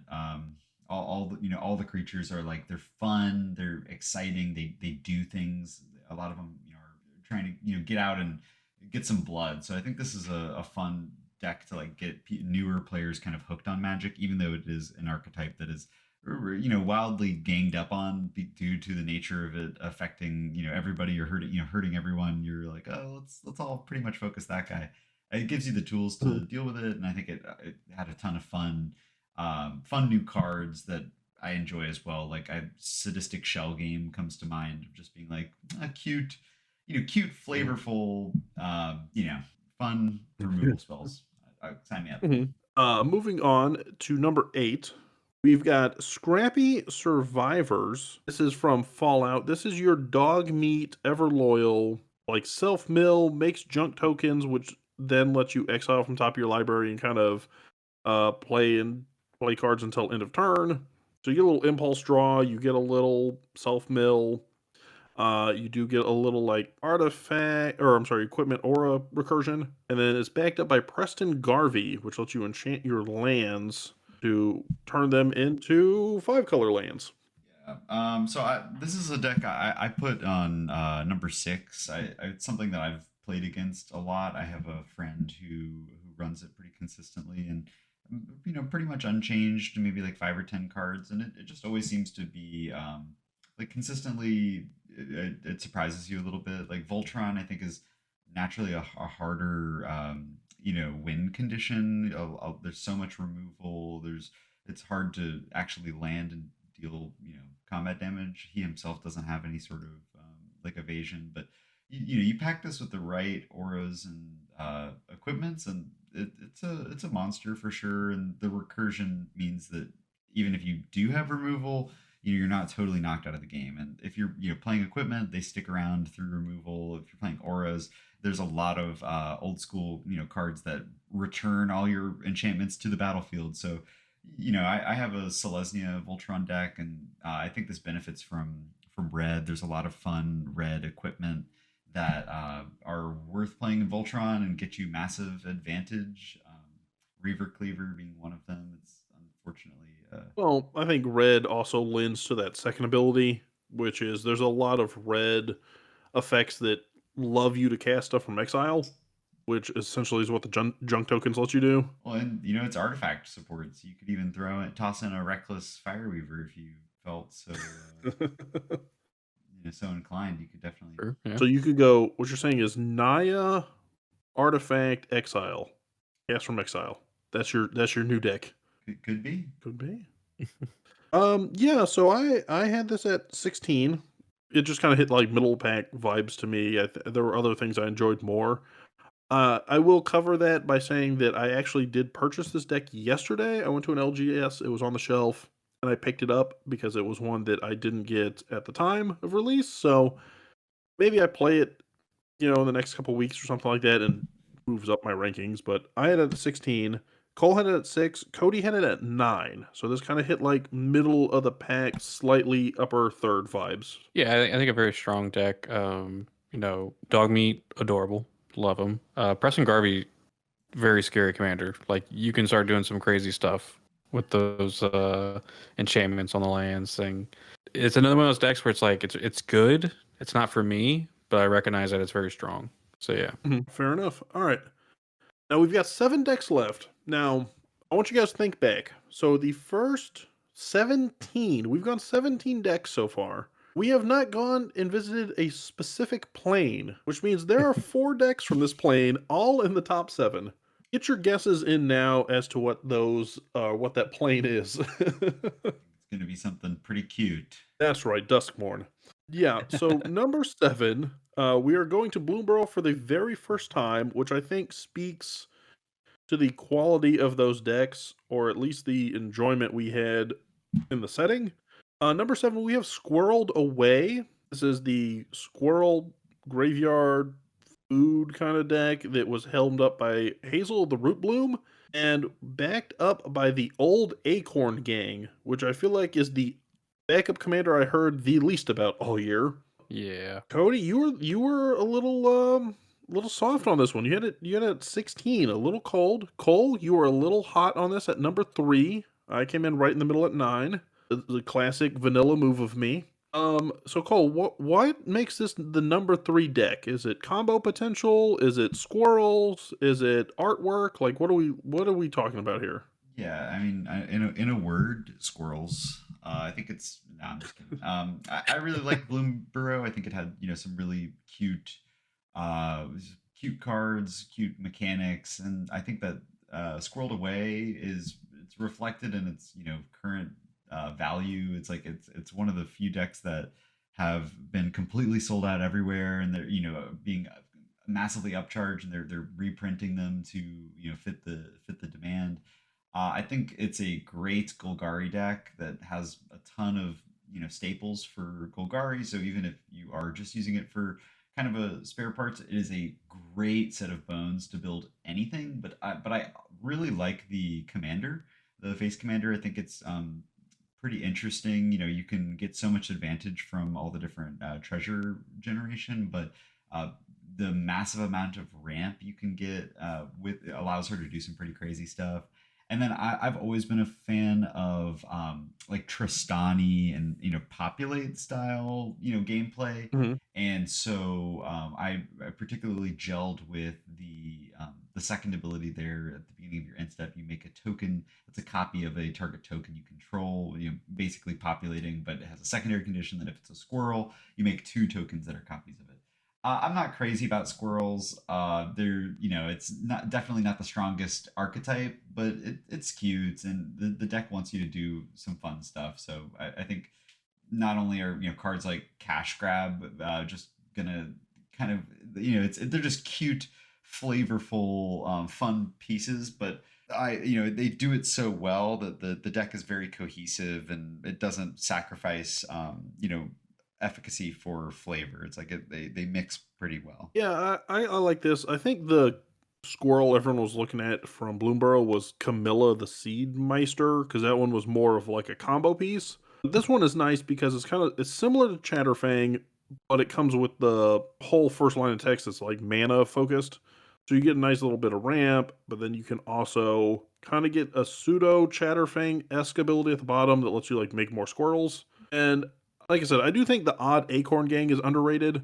So that one there gives all your squirrels the ability to tap, add +2/+2, and trample to another target squirrel. So you could go Voltron squirrel if you wanted to, and just I go wide, make a bunch of squirrel tokens, tap them all, and make one squirrel massive with trample, which seems funny to me. And the art's pretty cute on that one too. Yeah, except I think one of them is smoking, which is an odd take for me. Hey, it's a hard not like out there, you know. Yeah. Hard nut life.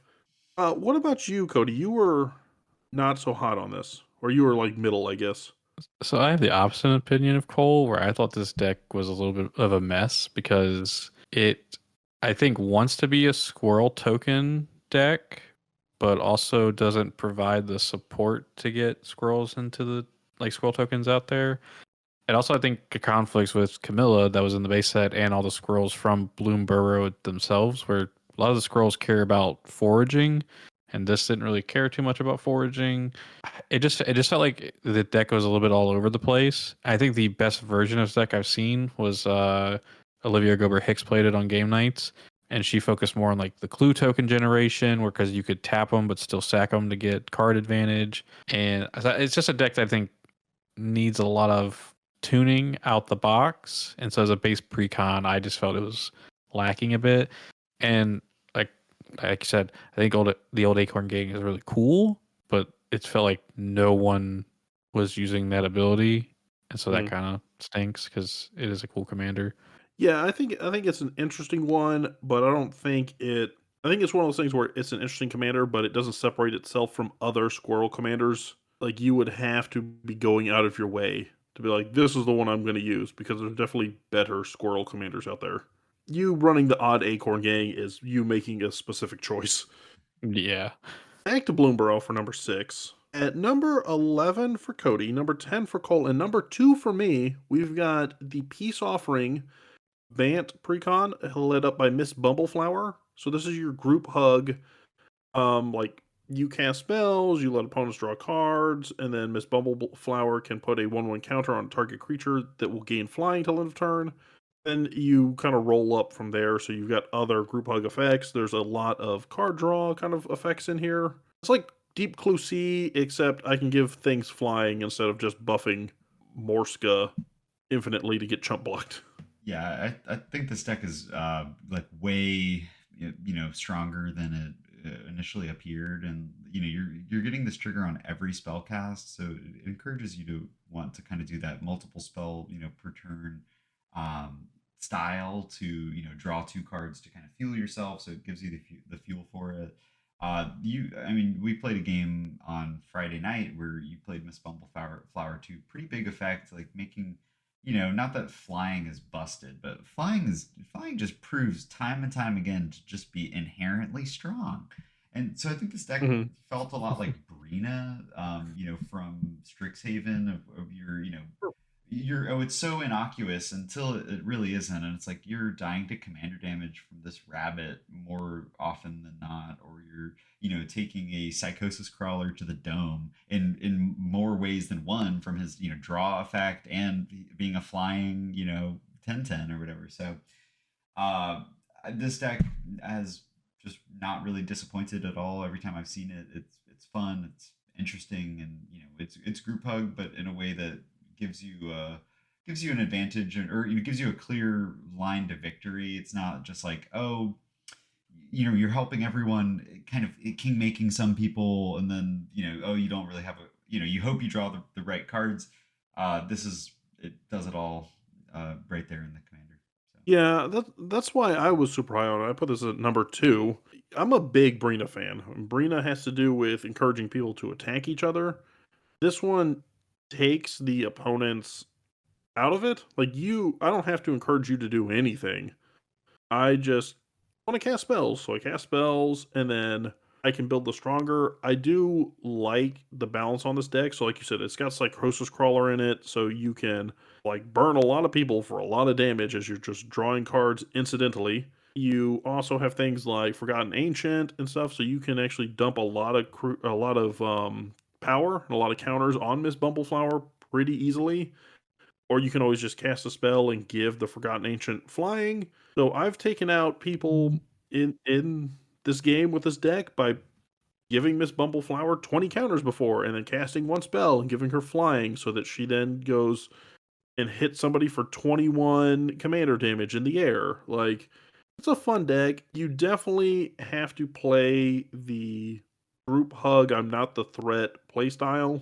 So you're not going to be very aggro. It very much relies on you floating in like that third, fourth position until you're ready to go and take somebody out. For me, I like the deck. The backup commander, Mr. Foxglove, is okay. He basically is like a catch-up commander. So if you are short-handed and somebody's got more cards in hand, you can attack and draw a bunch of cards, and you can like, if you don't draw, you can cheat creatures on the battlefield. It's alright. You can also tell people they got gloved, which is inherently funny. Um, you know. So I'm a proponent of this deck. You, Cody, you and Cole seem to be kind of middle of the pack, maybe slightly above middle I of the put it pack. at number 10. That's in the top 10. Out of 24, Cole, that's barely 50%. For me, it's a deck I've seen struggle a couple times. I definitely think it. Like you played against me, Cory, Mhm. one time, and you did really well with it. But I have seen it struggle because your game plan does revolve around giving. You have to give people cards, Sure. and that means that they get to their answers for your giant flying 2020 commander a little quicker. Which is just it's an inherent downfall of group hug, is that you're giving people stuff to get a benefit. The issue is that you're giving them the chance to get the removal they need. But overall, still a super cool commander. I always like playing against a group hug deck because I just like to see like what crazy stuff is gonna happen. I did not put this in my top 10 because they introduced better Teferi's protection, and I hate Teferi's protection. That's I think it's called literally perch protection. where Yeah. you gift an extra turn to a player and then you just phase out and you're like, not my problem. See you later, nerds. And Yeah, for 2 turns. I hate it. Yeah, you phase out and you go, well, hope you don't do anything on your extra turn, your aggro Yeah. extra turn that's gonna bother me. You just gift the extra turn to whoever is like not really in the game, and you can take it, or somebody who's about to die in the same combat as you. There's some Mhm. applications there for sure. Yeah, no, I think it's fun. I do think that this is a deck you could probably upgrade pretty easily. Because I could see a lot more of those gifting cards get added in here just from a thematic stance. Mr. Foxglove again is kind of like generically good, but he doesn't really do anything for the deck per se. Yeah, so I like it, but it just kind of meets the play style that I already enjoy. So that brings us to the top 5 decks of 2024. Do we have any guesses? I think we'll stop at that. I think if you're following along, you know what the top 5 are, but do we have any guesses from you guys as to what number 5 would be? Looking at your own personal lists. Well, we're in a Bloomsboro kick. Sure. I'll go Family Matters. Family Matters, I okay? would also Sure. go Family Matters as well. Well, congratulations, you're both wrong. At number 5, we Oh. have Creative Energy. That is your Mm. number 4, Cody, number 12 for Cole, and number 6 for me. So this is the last of the MH3 commanders. This is the Energy, not Science Precon. This is the one that science wishes it could be. Headed up by Satya Aetherflux Genius and backed up by Kaith, Famed Mechanist. I guess I'll kick this one off. So I like this. I've never built an energy deck before. I know there are some energy supports from, way back in the day. I do like that Satya is kind of like a little bit of everything you want from Jeskai. Like it's a little bit of tokens, got the energy aspect to it, but if you don't want to spend your energy, you don't have to, and you can always sack the creature. Maybe you got like dies, triggers, something like that. It seems to just kind of do what you want out of an energy deck. I also am a big fan of Kaith, the backup. That's the one that's got Fabricate and gives like your non-token creatures Fabricate 1, and then you can pay to either proliferate or populate. That one's a little less energy focused, but it does seem like there's a fun deck kind of hidden away in there too. Yeah. So Yeah. this just seems like a overall cool deck to me. I mean, I agree. I think it's a pretty strong deck. I've definitely played against it several times, and against people who are abusing multiple combats through creatures that generate multiple combats, and you're able to get to a point where you can go infinitely if you have enough of a way to protect her from dying in these multiple combats. Menace and Haste, honestly, it's a great combo. You're, if you're ramping and getting this thing out early enough, it can definitely take over the game. It's a pretty solid deck. I also like Kaith. I think it's a unique, if not too much in terms of design space for Fabricate as far as legendary creatures go. Energy on a whole, I'm not super crazy about, but this definitely knocked the other science out of the water.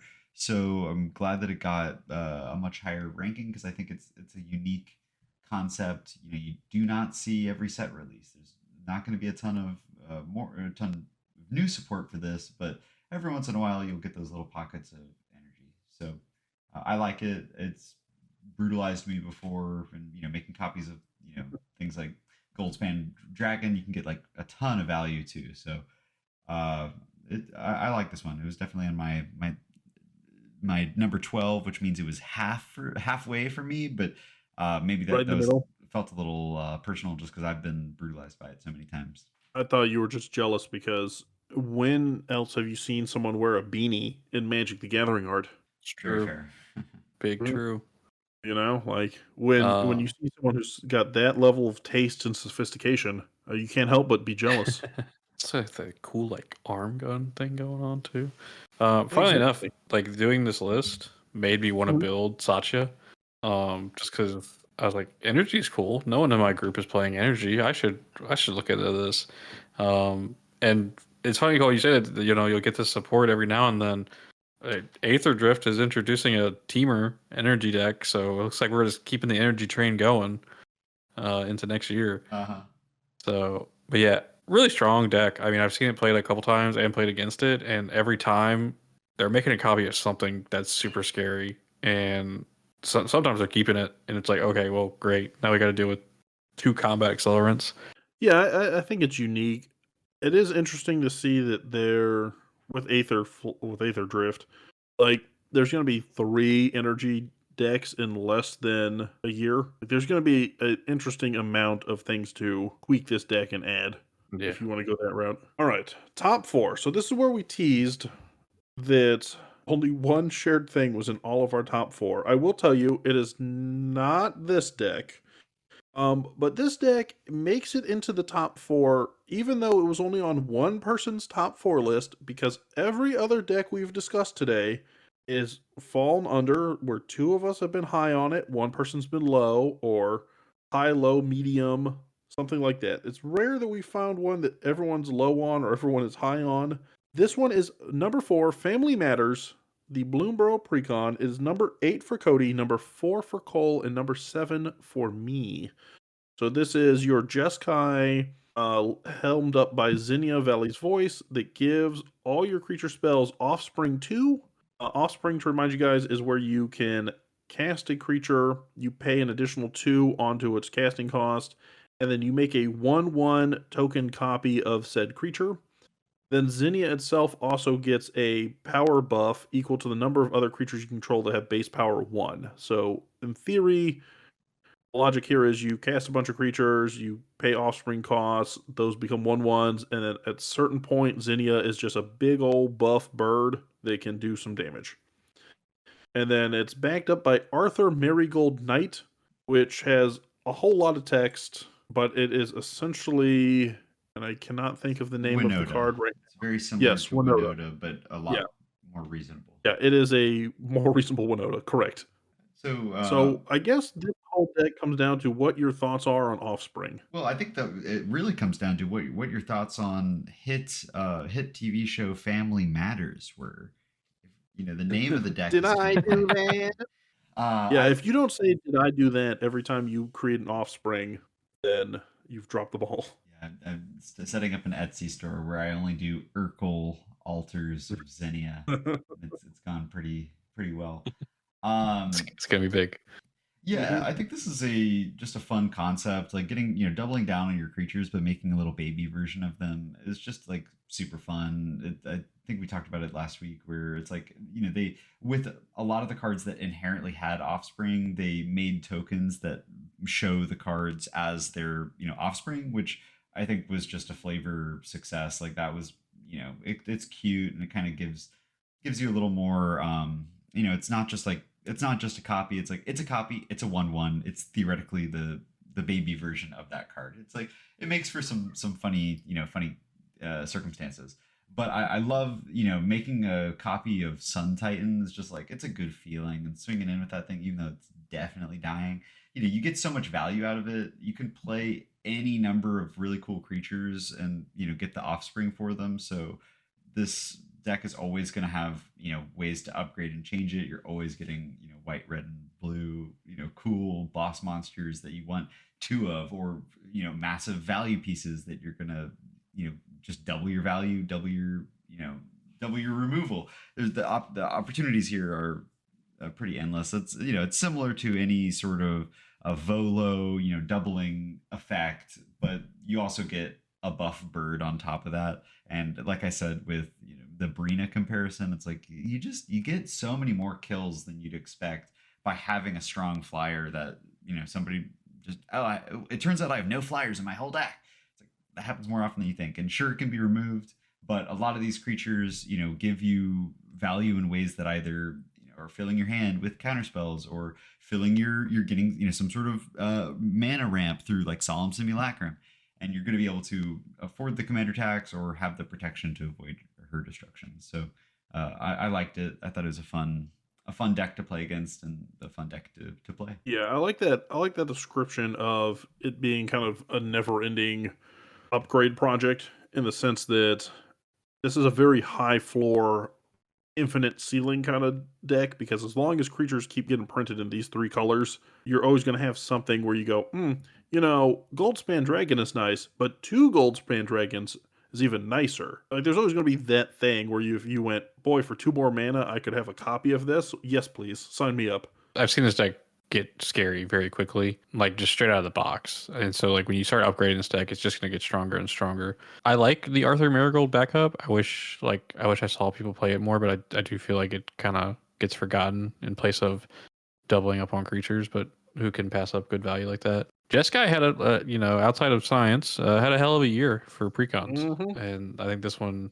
is definitely one of the strongest of the bunch. Yeah, I think this one's one of the strongest of the bunch. I think this is also one of those ones that probably, if you're into deck building or tweaking or anything like this, that this one probably tickles the builder brain a little bit, because it just tells you want to put creatures in, but as far as direction, you could build this in any which way. Maybe you want a bunch of ETB creatures, so you're just looking at getting all the ETBs. Maybe you want to focus on nothing but 1/1s because you want to get Zinnia, into some unholy territory to attack people. Like, it lets you kind of build around however you feel is necessary. And Arthur does the exact same thing, because Arthur just says you want creatures to attack, and then you want to be able to go get other creatures. Yeah, Arthur is also like we said earlier, just the upgrade. I mean, the more fun play experience version of Winota. So I think like it's an easy swap into this deck. It's a mouse knight. It's really cute. It was one that I wanted to build, but just kind of fell behind in the queue in that sense. So yeah, good value. Oh, fair enough. So Zinnia, now that we've hit the top 4, these are the 4 that you should definitely be picking up if you haven't done so. Number 3, Cody, this was your number 1 pick. We got number 3, Animated Army. Number 1 for Cody, dragged down by that dastardly villain Cole, who put it at number 8. This is the Bloomborough, I don't want to say, I guess animate. It's not really reanimate, but animating artifacts and enchantments, helmed up by Bellow, Bard of the Brambles. So it lets you turn all of your non-equipment artifacts and all your non-aura enchantments with mana value 4 or greater into 4/4 elementals. They have indestructible haste, and then when they deal combat damage, you draw cards.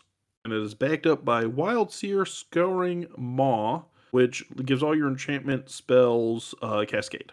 Number 1 pick, Cody. Cody, you should take the lead on this. I love this deck. So for the longest time, I wanted a deck that utilized Rise and Shine and Cyberdrive Awakener. Those are 2 cards that they turn artifacts into like artifact creatures. And so like I like that idea of like animating stuff that's not supposed to be creatures. And so when they previewed this, I was freaking out because I was like, oh my god, it's in Gruul, it's hasty, like it draws you cards, it's insane. So I bought the Precon immediately, like pre-ordered it. I ended up upgrading it like almost immediately. It is a ton of fun out of the box. It does have some issues where it's a very high mana deck. So if you don't, mulligan and get ramp early, you're going to be struggling for a while. But once this thing gets going, no one's blocking a hasty 4/4 with indestructible. Like, so you're going to get that card draw all the time. Upgrading this, it becomes a monster. I had a point where I had a roaming thrown out, and I was making like 5 different copies of stuff because I had Molten Echoes out as well. And I ended up taking the deck apart because it was too good. I was like, this is too much. Like, my play group hates it. I'm not gonna play this. Like, it's just it's a very messed up Magic card. We'll say that. But loved it out of the box. That's why it gets my number 1. Yeah, I was actually looking at, so I got this deck as well. It is a ton of fun, and I was looking at the list basically when I was trying to come up with my rankings just as a refresher, and even silly things like this deck has Goreclaw and it's got Galta and stuff like that in here, like big mana creatures. Even silly things like Galta. Okay, Galta is a 12/12 with trample that its cost gets reduced based off of power of your creatures and stuff. And then you've got cards like Thickest in the Thicket that say when it enters the battlefield, you put counters onto target creature equal to its power.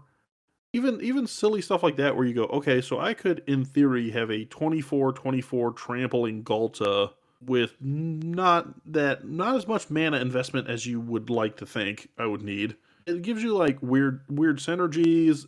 There's also that talk all the time of, oh, 3 mana and more like mana rocks are worthless. Like, oh, you want 1 and 2 cost mana rocks. This kind of gives you a home for your Thran Dynamos and those kind of big mana rocks. So I think it's a lot of fun. I do appreciate a Gruul commander that gives you a way to draw cards. I feel like that's very underrated. I Yeah. have seen the backup commander played, Wild Seer. It's okay, but I'm not a big fan of just the endless cascade kind of decks. It just like I'm not really playing Magic at that point. I'm just turning on the computer and letting it play Magic for me. This deck also That's a very has like a fair point. Yeah. hidden synergy with vehicles that I think is pretty cool. It's like a really good, obviously in the coming months, Aether Drift will probably give us something better, but to automatically essentially crew your vehicles by turning them into 4/4s, giving them indestructible and haste, it makes for a really strong vehicle deck. So I like this. I have a teamer artifact deck that cares a lot about those like Cyberdrive Awakener, Rise and Shine kind of style plays because they synergize so well with like treasure tokens and things like that. So I also was very interested in this deck, and I love kind of the idea that you don't have to play as many creatures. Obviously, you still need blockers for the turns that your creatures aren't and your artifacts aren't animated. But I love a deck that can play less creatures and put more artifacts and enchantments because personally I think that's some of the most fun cards that you never get to play. And getting like Cory, like you mentioned with Thran Dynamo, like just popping down those old school ramp pieces and getting the additional value that they are 4/4s, they beat face, and they draw cards. It's like just upgrades so many cards that you never really have a home for. So I liked it a lot. I thought a great set all around in Bloomburrow. And weirdly enough, even though 4 Bloomburrow decks made our top 7, all 4 are now gone. So we have 2 commanders left. Real quick, Animated Army was number 1 for Cody, 8 for Cole, 3 for me. So just, in case I hadn't stated it. So we have 2 decks left. We have Cole, your number 1, and we have my number 1 are both still on the list. Sounds like collusion. They are not the same deck, I will say that. Coming in at number 2 for the silver medal, it was number 5 for Cody, number 4 for me, and number 1 for Cole. The Blame Game from OTJ, headed up by Yep. Nelly Borka and backed up by Feather Radiant Arbiter. So Cole, number 1 for you. Why are you so suspicious and trying to goad all of us with your choices? So yeah, I put this as my number one. It's my biggest success of the year as far as precons go. I personally purchased this, and I don't play as many precon games as I would like to, but this is a deck that I think is just such a fun like sitting. It's a casual sit around the table and enjoy the game. It does go through some of the same issues that you get in any deck that goads. It's like, well, once it's you and the last person, your goading doesn't do as much. But I took a lot of care to draw all of these little, detective trilbies or fedoras or whatever you want to call them on tokens to give to people's creatures. And I think it's fun to call people's creatures sussy baka and stuff like that, just due to the nature of a suspect. So this is a deck that I kind of coming out like when we were looking at the precon lists, I was like, oh man, this seems fun. It has some really interesting prisoner's dilemma style spells like prisoner's dilemma that pit your opponents against each other. And I've swapped out maybe like five cards in it, and just to kind of have some mob rule effects that steal people's creatures towards the end of the game for those like big alpha strikes. But I never feel out of the game in this deck. It has a lot of interaction in white removal. So I love it. I definitely will keep this as a forever deck. It's one of my like go tos for playing with people I'm just meeting. I This was one of those decks where I had it much, much lower on my list, or would have had it much, much lower on my list until you got the deck. And the first time we played together and you played this deck, it was so enjoyable to watch. You suspecting people, everyone getting goaded. You know, the fact that suspect gives people menace, so it makes the goaded creatures even harder to block, and then they can't block in return. It was such an interesting and fun deck to watch that single-handedly moved it up. Like, it's much more fun to play than I think it reads on paper. I think that's a fair statement. The suspect making creatures like not unblockable, but unblocking. They should make that a Mhm. keyword, or to make that a little easier. But it honestly puts in some serious work. You kind of you control a lot of the early game combats, and provided you don't get like board wiped back to the Stone Age, you're able to put a massive dent on people's life totals just by kind of manipulating combat. Oh, that guy can't block. Oh, he's goaded. And they all have funny hats. So it's a very fun deck to play. I hope it's as fun to play against. But it definitely it winds up in that second place, first place, pretty consistently due to the Mm. protection in the early game, and then just holding. You draw so many cards with her kind of encouraging ability, so you just always have something in hand to do. Cody, any thoughts on the blame game? Do you I play the definitely blame think game? they should take Cole's quote there about, and they wear funny hats, and that should just be the tagline for that deck. Yeah, it should be. You know how Yeah, they, so they complain about, like, that's every set? Oh, it's my character in a hat. That's going to be yeah. Cole for every plane. Now they're wearing cowboy hats. Now they're wearing race car Uh, jackets. What's happening? funny hats Um, again. I think this deck is really good.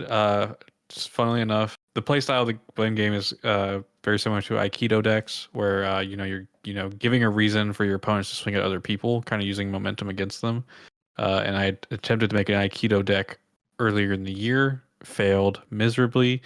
But at the end of it, I said, you know what I should have done? Should have just bought the Nelly Borka Precon and like built around that. I think this deck is like very good. Like Cole said, you're usually getting first or second just because you're constantly goading and getting card advantage from your commander. Uh, the backup commander Feather, I think, is really cool. I wish I would see more people play it. I think a lot of people were negative to it early on, but I think I've seen a couple people kind of make some cool builds with it.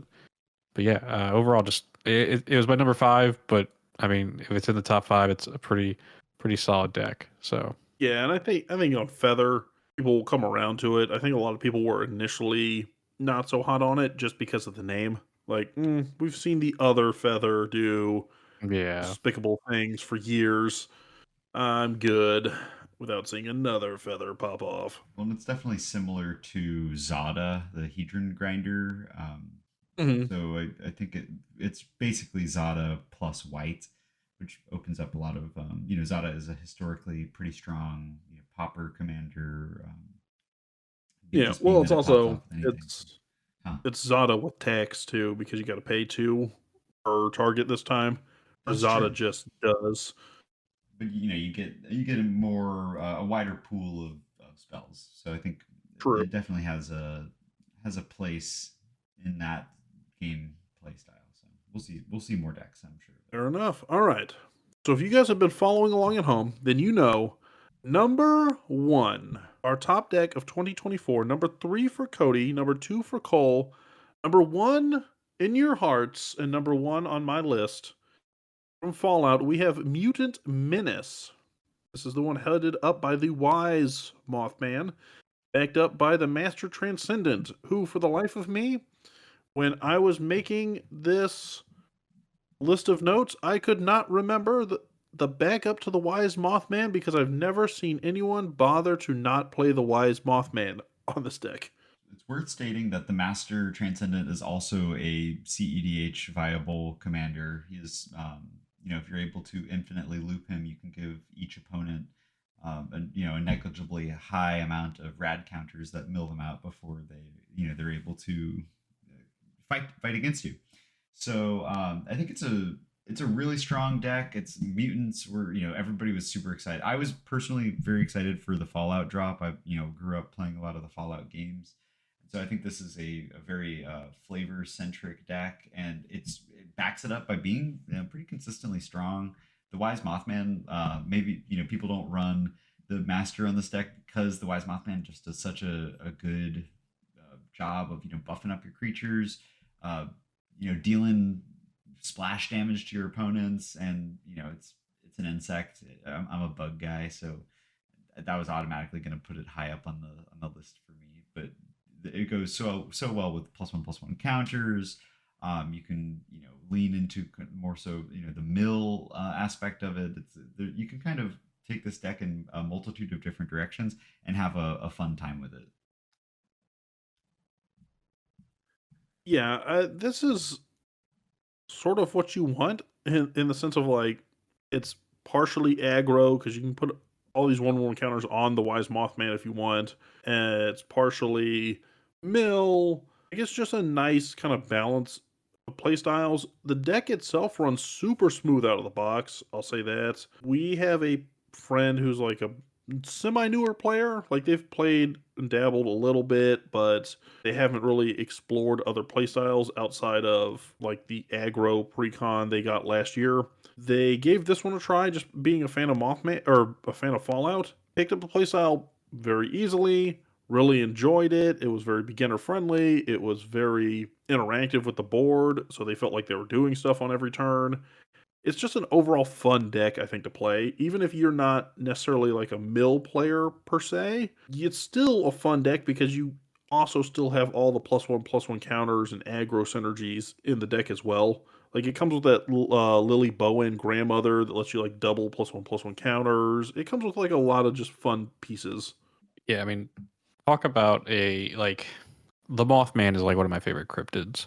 And like so when his And first that's was like just revealed, I was like, that's oh my, just regular Mothman. This one's a wise Mothman. it's the wise Mothman. Uh-huh. When it was the first announced, I was super excited. And then everyone and their mother decided they were gonna build and or play this commander, and the hipster I am was like, well, I can't play it then. But I mean, I'm pretty sure it's in either the top 50 or top 100 on EDH Rec. Like it's a very popular commander. You see it pretty often. Uh, I remember the other day I was on Reddit and someone was like, "What's that commander that came out this year that you're already tired of seeing?" And a lot of people's answer was the Wise Mothman because I think it's a nice introduction to Mill for a lot of people. I think Radiation is a better version of Mill because you at least get to draw the card for turn before you get hit by it. Um, so it's kind of like you're taking stuff from people, but they're still getting to draw that card for turn. So I think people are a little bit more acceptable to that. Uh, I like the Master Transcendent backup commander. I think it's a really cool, neat idea to kind of like put stuff into your yard and then revive it as little mutants. But yeah, overall, just a very solid precon. Every video I watched of it, everybody I've seen play it is having a grand old time, and you can't blame them. It's a good deck. Yeah, and also it unlike a lot of these other decks in here, it seems to consistently pull its own. Like you could look at any of these other Mm-hmm. 23 decks and some of them will go, okay, half the games I'm really in it and half the games I'm really out of it. This one consistently, everything I see, they're in like the top 2 players in the game, or they're putting on so much pressure that everybody else has to kind of team up on them to get rid of it. Like those are the games that I like to be involved in, where I very much make an impact on the game, regardless of where I end up in the final standings. I think this is the deck that gives you that opportunity, where like, hey, even if you were the fourth person or the first person out, they're going to know that you were there. Yeah, you're always having an impact on the game, and you're in Sultai, which is the arguably one of the stronger color pairings. So you can do it all: ramp, removal, draw. Just it's a fun deck that is encapsulated perfectly by the commander. It does everything you need to do, and there's really no other Sultai commander that does anything like it. Well, guys, there you have it. That is our rankings of all 24 precons from this year. I know it was a bit of a longer episode, but thank you for bearing with us, listening to our thoughts, and hopefully gives you some insight on which decks you might want to check out if you haven't done so already. But we're going to get into question of the week, card of the week, and then we are going to call it an episode. So, question of the week, gentlemen. This is another anonymous question of the week. I am working my way through this anonymous texting app thing where people can ask me questions. This one I felt has the most relevancy given our topic, which is which 2024 Precon backup commander are you most likely to build a deck around? So Cody, we'll kick it off with you. Which backup commander are you most likely to add to your collection if you haven't done so already? Oh, this is tough because both Marvo, Deep Sea Operative, and Renmaw Creaking Nest are really high for me. I think Renmaw probably sees paper eventually. Marvo, I just wanted to like Clash is just not as supported as I would like it to be. So yeah, I think I end up building Renmaw. Okay, fair enough. Cole, what about yourself? I'm a GOT main. I think GOT the Moag Ancient from the Tricky Terrain deck just is something that has always tickled my fancy. It's like I play a Galta deck that cares about land creatures for minimizing Galta's cost, and I've just fallen in love with man lands, and I think playing GOT as a manland deck would probably be a pretty enjoyable time, and then it helps pay for its own command tax through creating the forest dryad creatures. So I definitely could see this coming soon to a theater near you. All right, fair enough. I kind of bounced around on a couple because I do think that Renmaw is pretty high up there for me. So is the Lord of Pain. But the Lord of Pain, I already kind of sort of have that deck. So I feel like, if anything, Lord of Pain would become the face commander of the deck I already have if I were to revamp it. But if I were to build one from scratch, it's probably going to be the Master of Keys.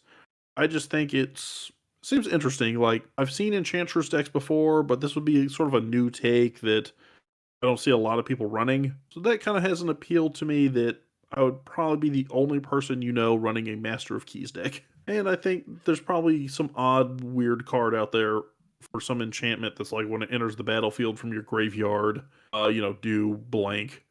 So that's my choice. But thank you for your question of the week. If you guys have a question of the week you'd like us to answer, you can leave them down in the comments below, or you can reach out to us on any social media place, and we will do our best to answer them. But Cole, what do we have for card of the week? So the card of the week this week was given to us by a user submitted. So we're massively grateful for this, and thank you for interacting with the cast. But our card of the week this week is Narfi the Betrayer King.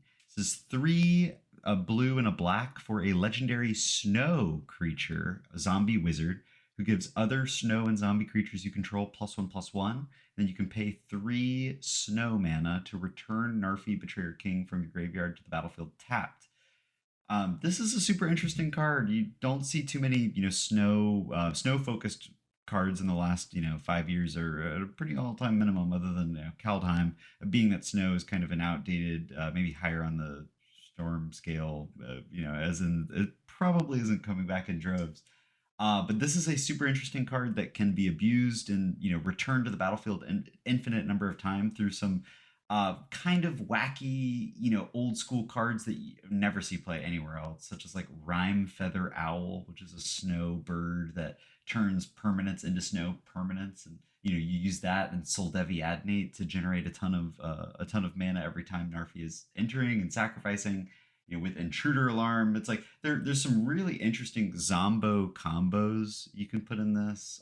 Gravecrawler, Rooftop Storm, it kind of type beat, and all of their ilk. So you're like Ebon Deaths, that anything that returns itself to the graveyard can kind of be the focus of this. I think it's maybe stronger as a combo deck than as a zombie deck. There's definitely other commanders that do more for your zombie creature types, but also if you were just really into snow, I mean, let it snow, let it snow, let it snow. It's just about Christmas time, so it's a very seasonally appropriate card for the card of the week. So massive shout out. Can I just say, by the way, that I like that you're able to pull all of these like references and cross cards, rhyme owl, and it'll be a great combo piece, yada yada yada. Almost as if you had researched it, but I literally gave you this card 2 seconds before we hit record. I went, "Oh, hey, by the way, here it is. It got suggested." So the fact that you're able to pull all this card knowledge out of nowhere is infinitely impressive to me. They will appreciate it. I'm pretty big on Dimir cards. I've looked for a lot of replacements for my my Scarab God, and I have all these cards that I've slotted out as I've like blinged it out. So I always have looking at all Dimir creatures as soon as they hit the net. So next card of the week should not be Dimir. We got to test you with something else.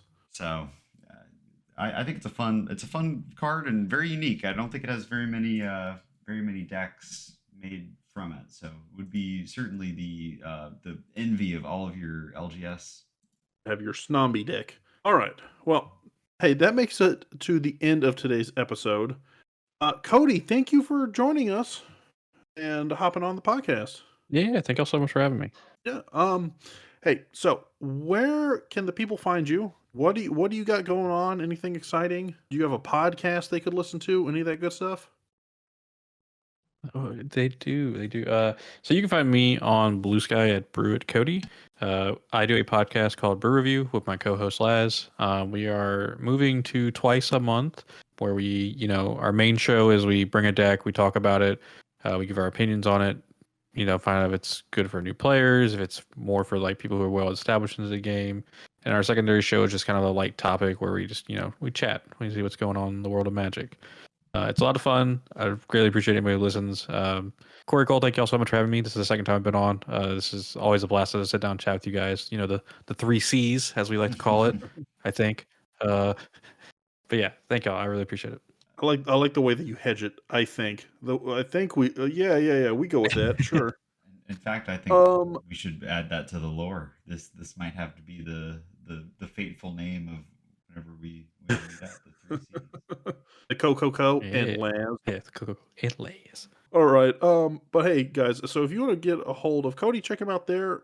So Brew Review twice a month. It's over on YouTube, Spotify, all those good places. He is on Blue Sky as well, as we are all trying to transition from the dark place. You can find Cole at loveandmana.mtg. He is also on Blue Sky, even though he doesn't post, and he claims that he's got an account and that he will follow me back, but he refuses to do so. I'll do it right now. Or you can find me at Sleevecard or the podcast at UrCastPod or contact.urcast@gmail.com.